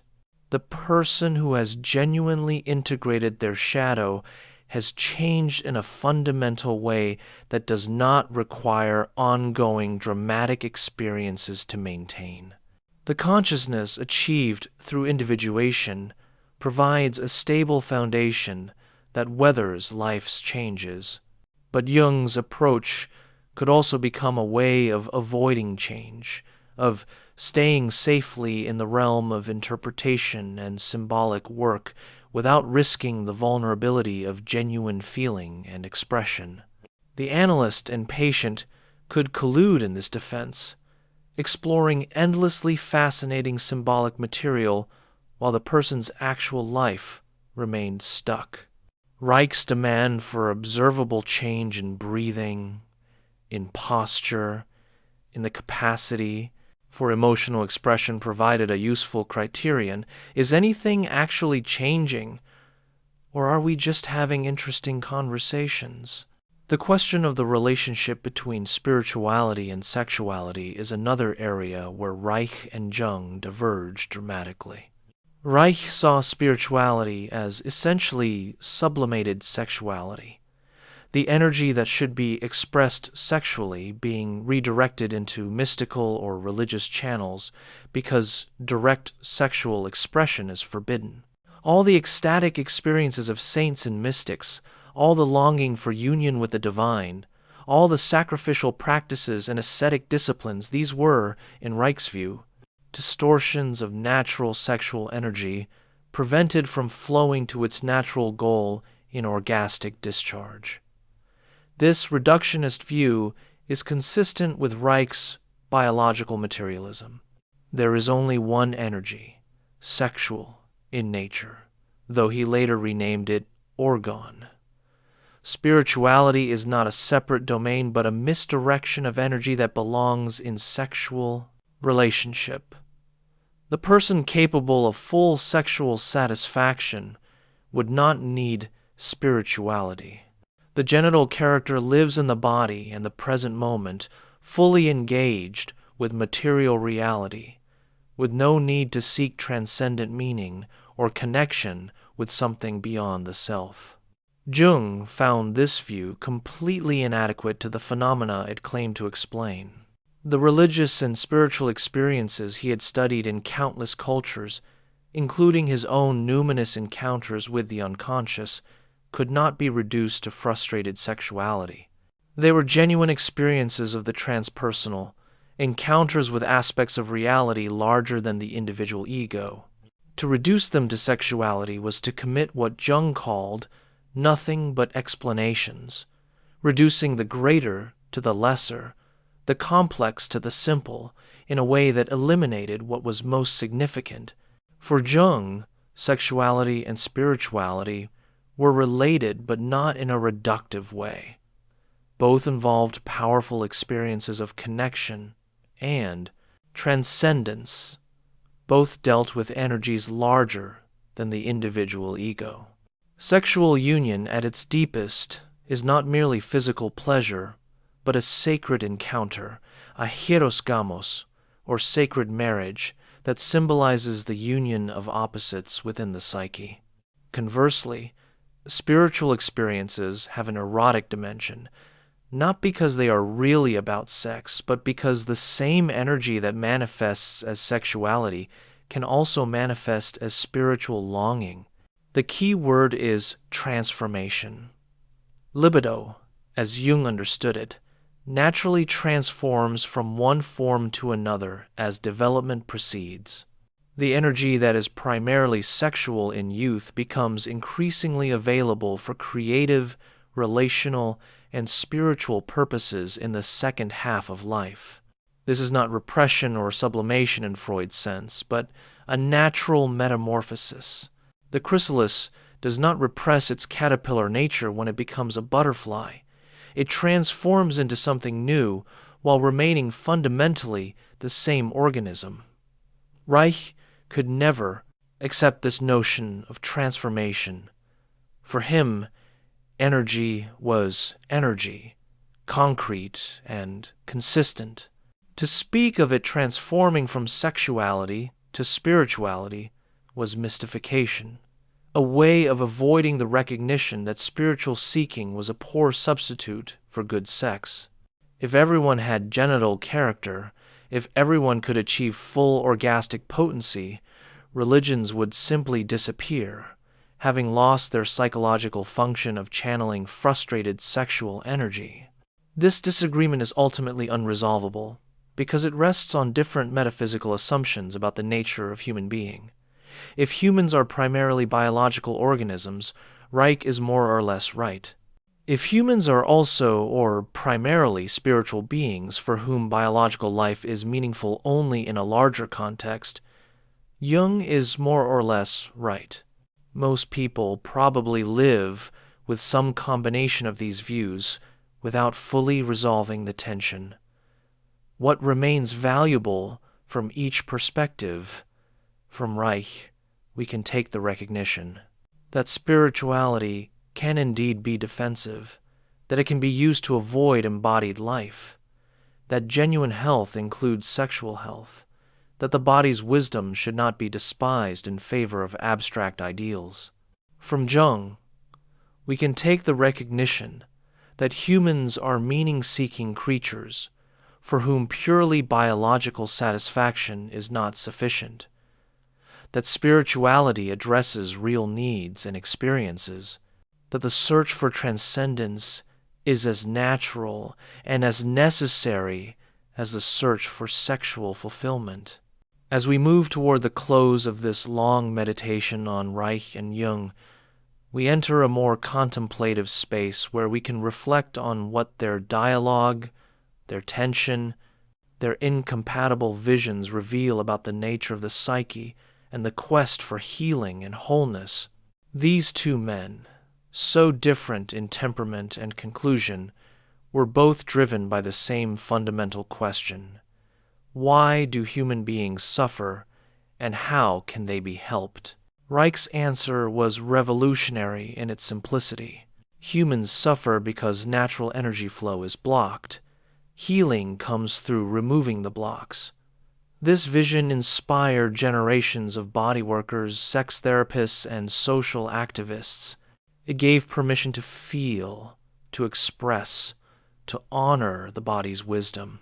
It recognized that trauma lives in the flesh, that healing must address the somatic dimension, that verbal insight alone is insufficient.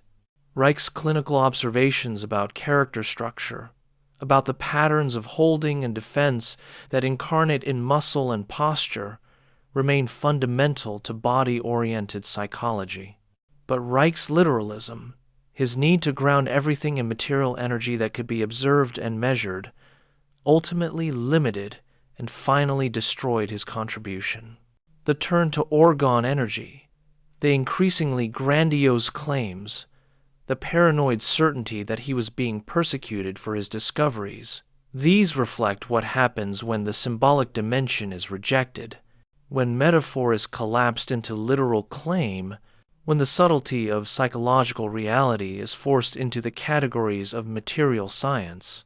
Jung's answer was that humans suffer from unconsciousness, from identification with partial perspectives, from the inability to contain the tension of opposites. Healing comes through the expansion of consciousness and the integration of the personality. This vision has guided depth psychology, has influenced art and literature, has provided a framework for understanding mythology, religion, and culture. Jung's cartography of the psyche, ego, shadow, anima, and animus, self, the archetypes of the collective unconscious, offers a rich language for describing inner experience and its patterns. But Jung's emphasis on the symbolic and imaginal, his location of the work primarily in consciousness and its contents, sometimes seem to neglect the body and its insistence. The person who is sexually dissociated, who lives in their head, who cannot or will not feel these people may do extensive Jungian work without their basic embodiment issues being addressed. The symbolic cannot fully substitute for the actual, and interpretation cannot replace experience. What if we imagine a psychology that could hold both perspectives without reducing one to the other? Such a psychology would recognize that humans are biological organisms shaped by evolution, development, and the necessities of the flesh. It would honor Reich's insights about the body, about breathing, about the somatic dimensions of character and trauma. It would employ techniques that address the body directly, that release held tension, that restore the capacity for feeling and expression. But this same psychology would also recognize that humans are meaning-making consciousnesses for whom biological processes are always also symbolic, always embedded in narrative and interpretation. It would honor Jung's insights about the imaginal realm, about archetypes and symbols, about the necessity of integrating shadow and relating consciously to the depths. It would employ techniques that expand consciousness, that attend to dreams and symbols, that facilitate the process of individuation. Such a psychology would see body and psyche not as separate substances, but as two aspects of a single reality that can be approached from different directions. Work on one level affects the other, but neither is reducible to the other. Physical release changes emotional patterns, which opens new symbolic and spiritual possibilities. Conversely, symbolic work and consciousness development create space for new physical patterns, new ways of breathing and moving and inhabiting the body. The dialogue between Reich and Jung, for all its tensions and incompatibilities, points toward this integration. Each man saw something true and important. Each developed methods that genuinely help people. The tragedy is that they could not learn from each other, could not see how their different approaches might complement rather than contradict. Reich's political activism and Jung's political quietism, Reich's literal materialism and Jung's symbolic idealism, Reich's focus on liberation and Jung's focus on integration, these need not be either-or choices, but can be held as both and, recognizing that different approaches serve different needs at different times.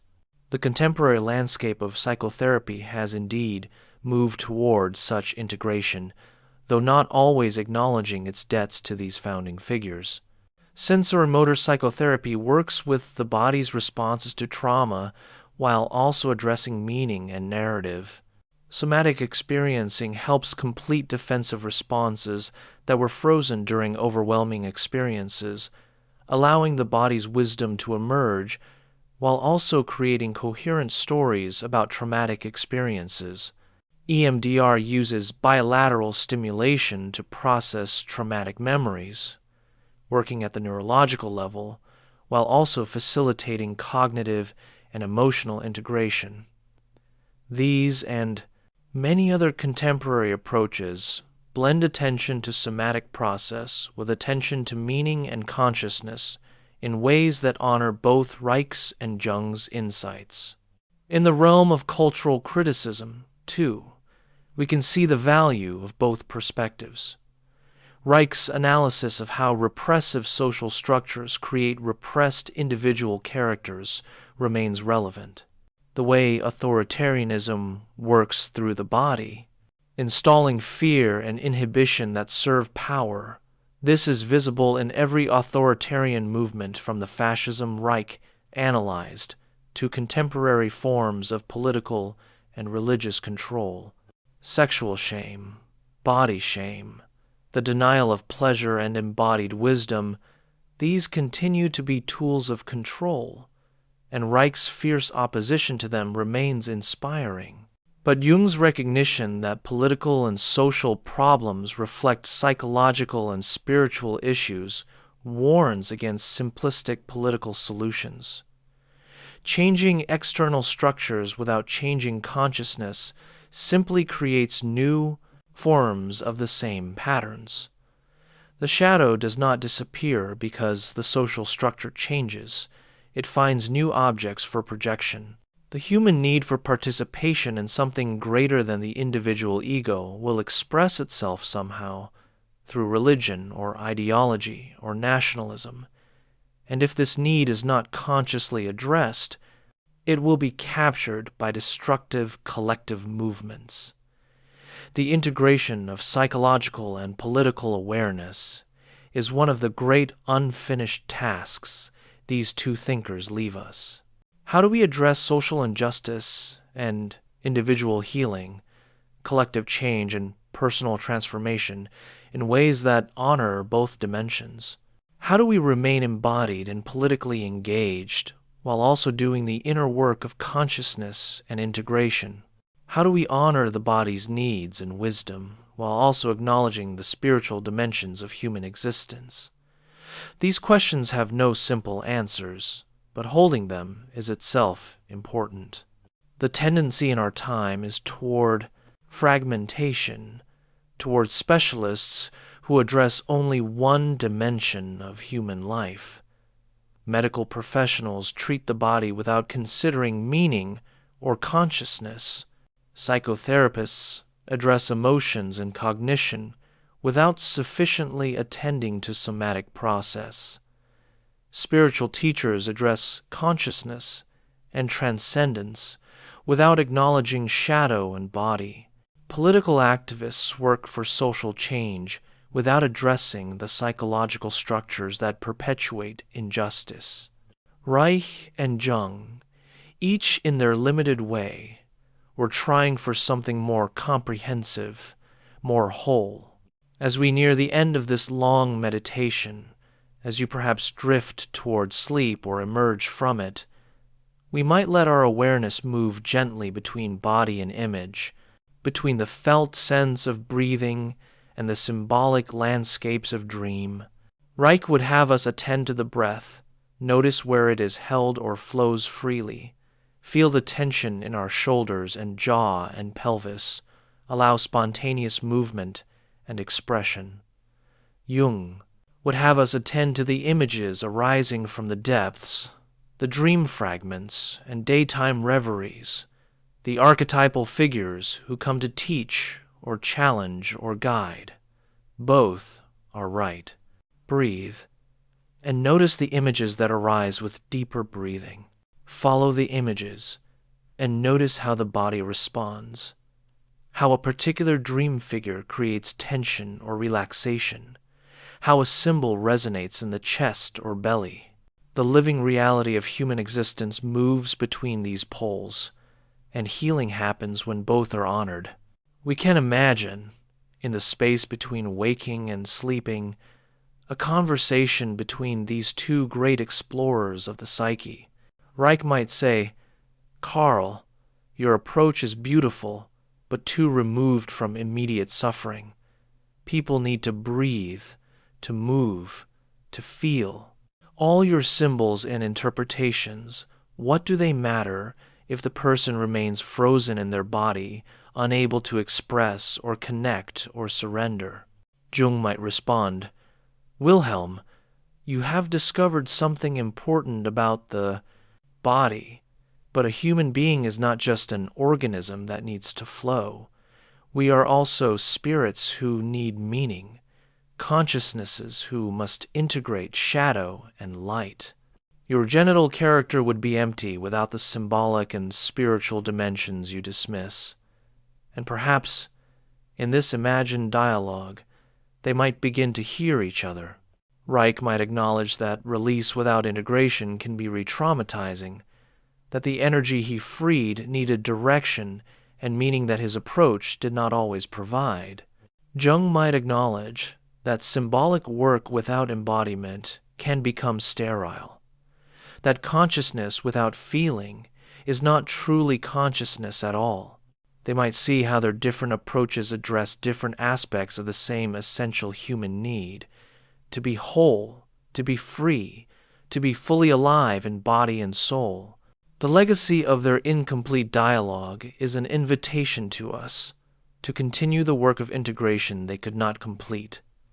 We inherit from Reich a deep respect for the face and body's wisdom, a recognition that trauma and character are somatic, a willingness to work directly with breath and movement and touch. We inherit from Jung a profound understanding of the symbolic dimensions of existence, a method for exploring the unconscious, a vision of development that extends through the entire lifespan toward an encounter with the self. What we must do that they could not is hold these perspectives together, allowing each to correct and complement the other. When we work with the body, we attend to the meanings and images that emerge. When we work with symbols and consciousness, we remain grounded in the body, in breathing, in felt sense. The goal is not to synthesize Reich and Jung into some bland compromise, but to hold the creative tension between their insights, allowing our understanding to be enriched by both perspectives. And perhaps most importantly, we must remain humble about the mystery at the heart of human existence that both men approached, but neither fully grasped. What is this energy that animates us, that moves through symbol and soma alike? What is this consciousness that reflects on itself, that creates meaning, that seeks wholeness? What is this suffering that both afflicts and teaches us? What is this healing that is never quite complete yet remains always possible? Reich, in his tragedy, shows us the danger of certainty, of believing we have found the single answer, of literalizing what should remain metaphorical. His books were burned twice, by Nazis and by American authorities, a terrible irony for a man dedicated to liberation. But his insights about the body, about the somatic dimensions of character, about the relationship between repression and authoritarianism, survive and continue to inform therapeutic practice. Jung, in his long life, accumulated wisdom and also blind spots. His later years were productive, but also showed the limitations of his approach, perhaps too intellectual, too willing to accept suffering as meaningful rather than fighting to eliminate it, too removed from political engagement with the injustices of his time. But his cartography of the psyche, his understanding of archetypes and individuation, his emphasis on the symbolic and spiritual dimensions of healing, remain foundational to depth psychology. We honor both men best not by choosing between them, but by learning from their dialogue, even and especially where they disagreed.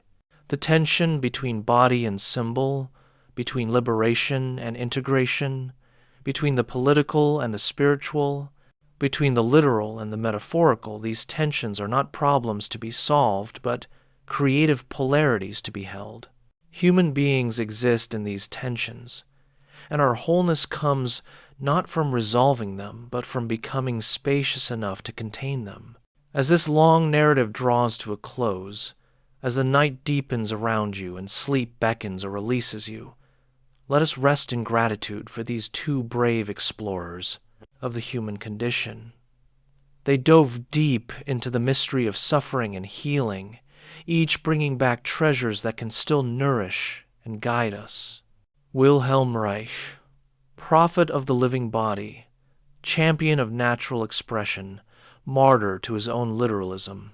Carl Gustav Jung, cartographer of the collective unconscious, guide to the imaginal realms, teacher of the long path of individuation. Their lives and work remind us that the quest to understand and heal the human soul is urgent and endless, requiring both the courage to challenge orthodoxy and the humility to remain in questions. The psyche is vaster and stranger than any theory can capture. The body is wiser than any interpretation can express. The union of body and psyche, of matter and spirit, of energy and meaning, remains a mystery we live within rather than a problem we can solve. May their dialogue continue in our work and lives, as we attend both to the wisdom of the body and the messages of the soul, as we seek both. Liberation from what binds us and integration of what we have rejected, as we honor both the pleasure of embodied life and the meaning that makes life worth living. In the space between their visions, in the creative tension of their incompatible truths, we may find guidance for our own journey toward wholeness. The breath rises and falls, carrying both biological energy and symbolic meaning. The heart beats its ancient rhythm, pumping blood and also pumping life itself, the mysterious force that animates matter and creates consciousness. Dreams arise unbidden, images that seem to come from nowhere yet carry precise communications from the depths. The body remembers what the mind has forgotten, holds trauma in its tissues, and also holds the possibility of release and renewal. We are all of this organism and psyche, energy and symbol, body and soul. The healing we seek honors all dimensions, addresses all levels, attends to the body's need for flow and expression, and also to consciousness's need for meaning and integration. We stand on the shoulders of those who came before, inheriting their insights and also their limitations, continuing the great work of understanding what it means to be human. Reich and Jung, different as they were, shared a refusal to accept conventional answers, a willingness to look deeply at phenomena others dismissed or explained away, a commitment to helping people become more fully themselves. They paid prices for their heterodoxy. Reich, the ultimate price of imprisonment and death. Jung, the subtler price of marginalization and suspicion. But they also tasted the joy of genuine discovery, of seeing what had not been seen before, of creating frameworks that open new possibilities for understanding and healing. In this deep hour of night, in this liminal space between waking and sleeping where the usual boundaries soften, we can appreciate that both men were attempting something similar from different directions. They were trying to understand and work with the living energy that makes us human, the dynamism that is both biological and spiritual, both concrete and symbolic. They were trying to help people move from suffering toward wholeness, from constriction toward freedom, from unconsciousness toward awareness. That this living energy manifests in countless forms as sexuality and creativity, as symptom and symbol, as muscular tension and dream image, as neurosis and individuation is the complexity they grappled with. That it can be approached from many directions through the body or through consciousness, through release or through integration, through politics or through analysis, is the gift they leave us. That no single approach captures the whole truth is both the frustration and the richness of the territory they explored. We close, then, without concluding, for the conversation between body and psyche, between energy and meaning, between these two visions of healing, continues. It continues in the consulting rooms where therapists blend techniques from different traditions, working with breath and dreams together, addressing trauma in body and psyche simultaneously. It continues in the lives of those seeking wholeness, who honor both their physical needs and their spiritual longings, who work to dissolve armor and also to integrate shadow. The mystery remains mysterious, as it must, but we see it more clearly, approach it more skillfully, honor it more fully, because Reich and Jung each, in their own way, mapped aspects of the unmappable territory of the human soul. Their disagreements are as instructive as their insights, for they show us that the psyche is large enough to contain contradictions, that healing can happen through many paths, that truth has many faces. Let your breathing deepen now, following its natural rhythm, as Reich would have us notice. Let the images of the night arise, bringing their messages from the unconscious, as Jung would have us attend. You are body and you are psyche, organism and consciousness, energy and meaning. In honoring both, in holding the tension between these perspectives, you participate in the ongoing dialogue about what it means to be human, to suffer, to heal, to become whole. Sleep comes as it will, bringing dreams or rest or both. The work of integration continues whether we are conscious of it or not, the body processing its experiences, the psyche weaving its stories, energy flowing through channels we have carved and channels carved by evolution and culture and archetype. We are heirs to Reich's passion for liberation and Jung's commitment to integration, and we can honor both by living as fully as possible in body and soul, in time and eternity, in the concrete reality of breathing flesh and the symbolic reality of dreaming mind. The story of Reich and Jung is not finished, because the questions they engaged are not finished, because each generation must find its own relationship to body and psyche, freedom and consciousness, energy and meaning. May their dialogue, with all its tensions and insights, continue to illuminate the path toward wholeness. May we have Reich's courage to challenge repression and Jung's wisdom to seek meaning. May we honor the body's truth and the soul's depth, the urgency of liberation and the patience of integration.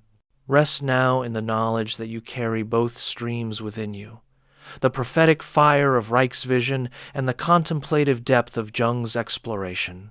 The synthesis they could not achieve, we may gradually discover in our own lives and work.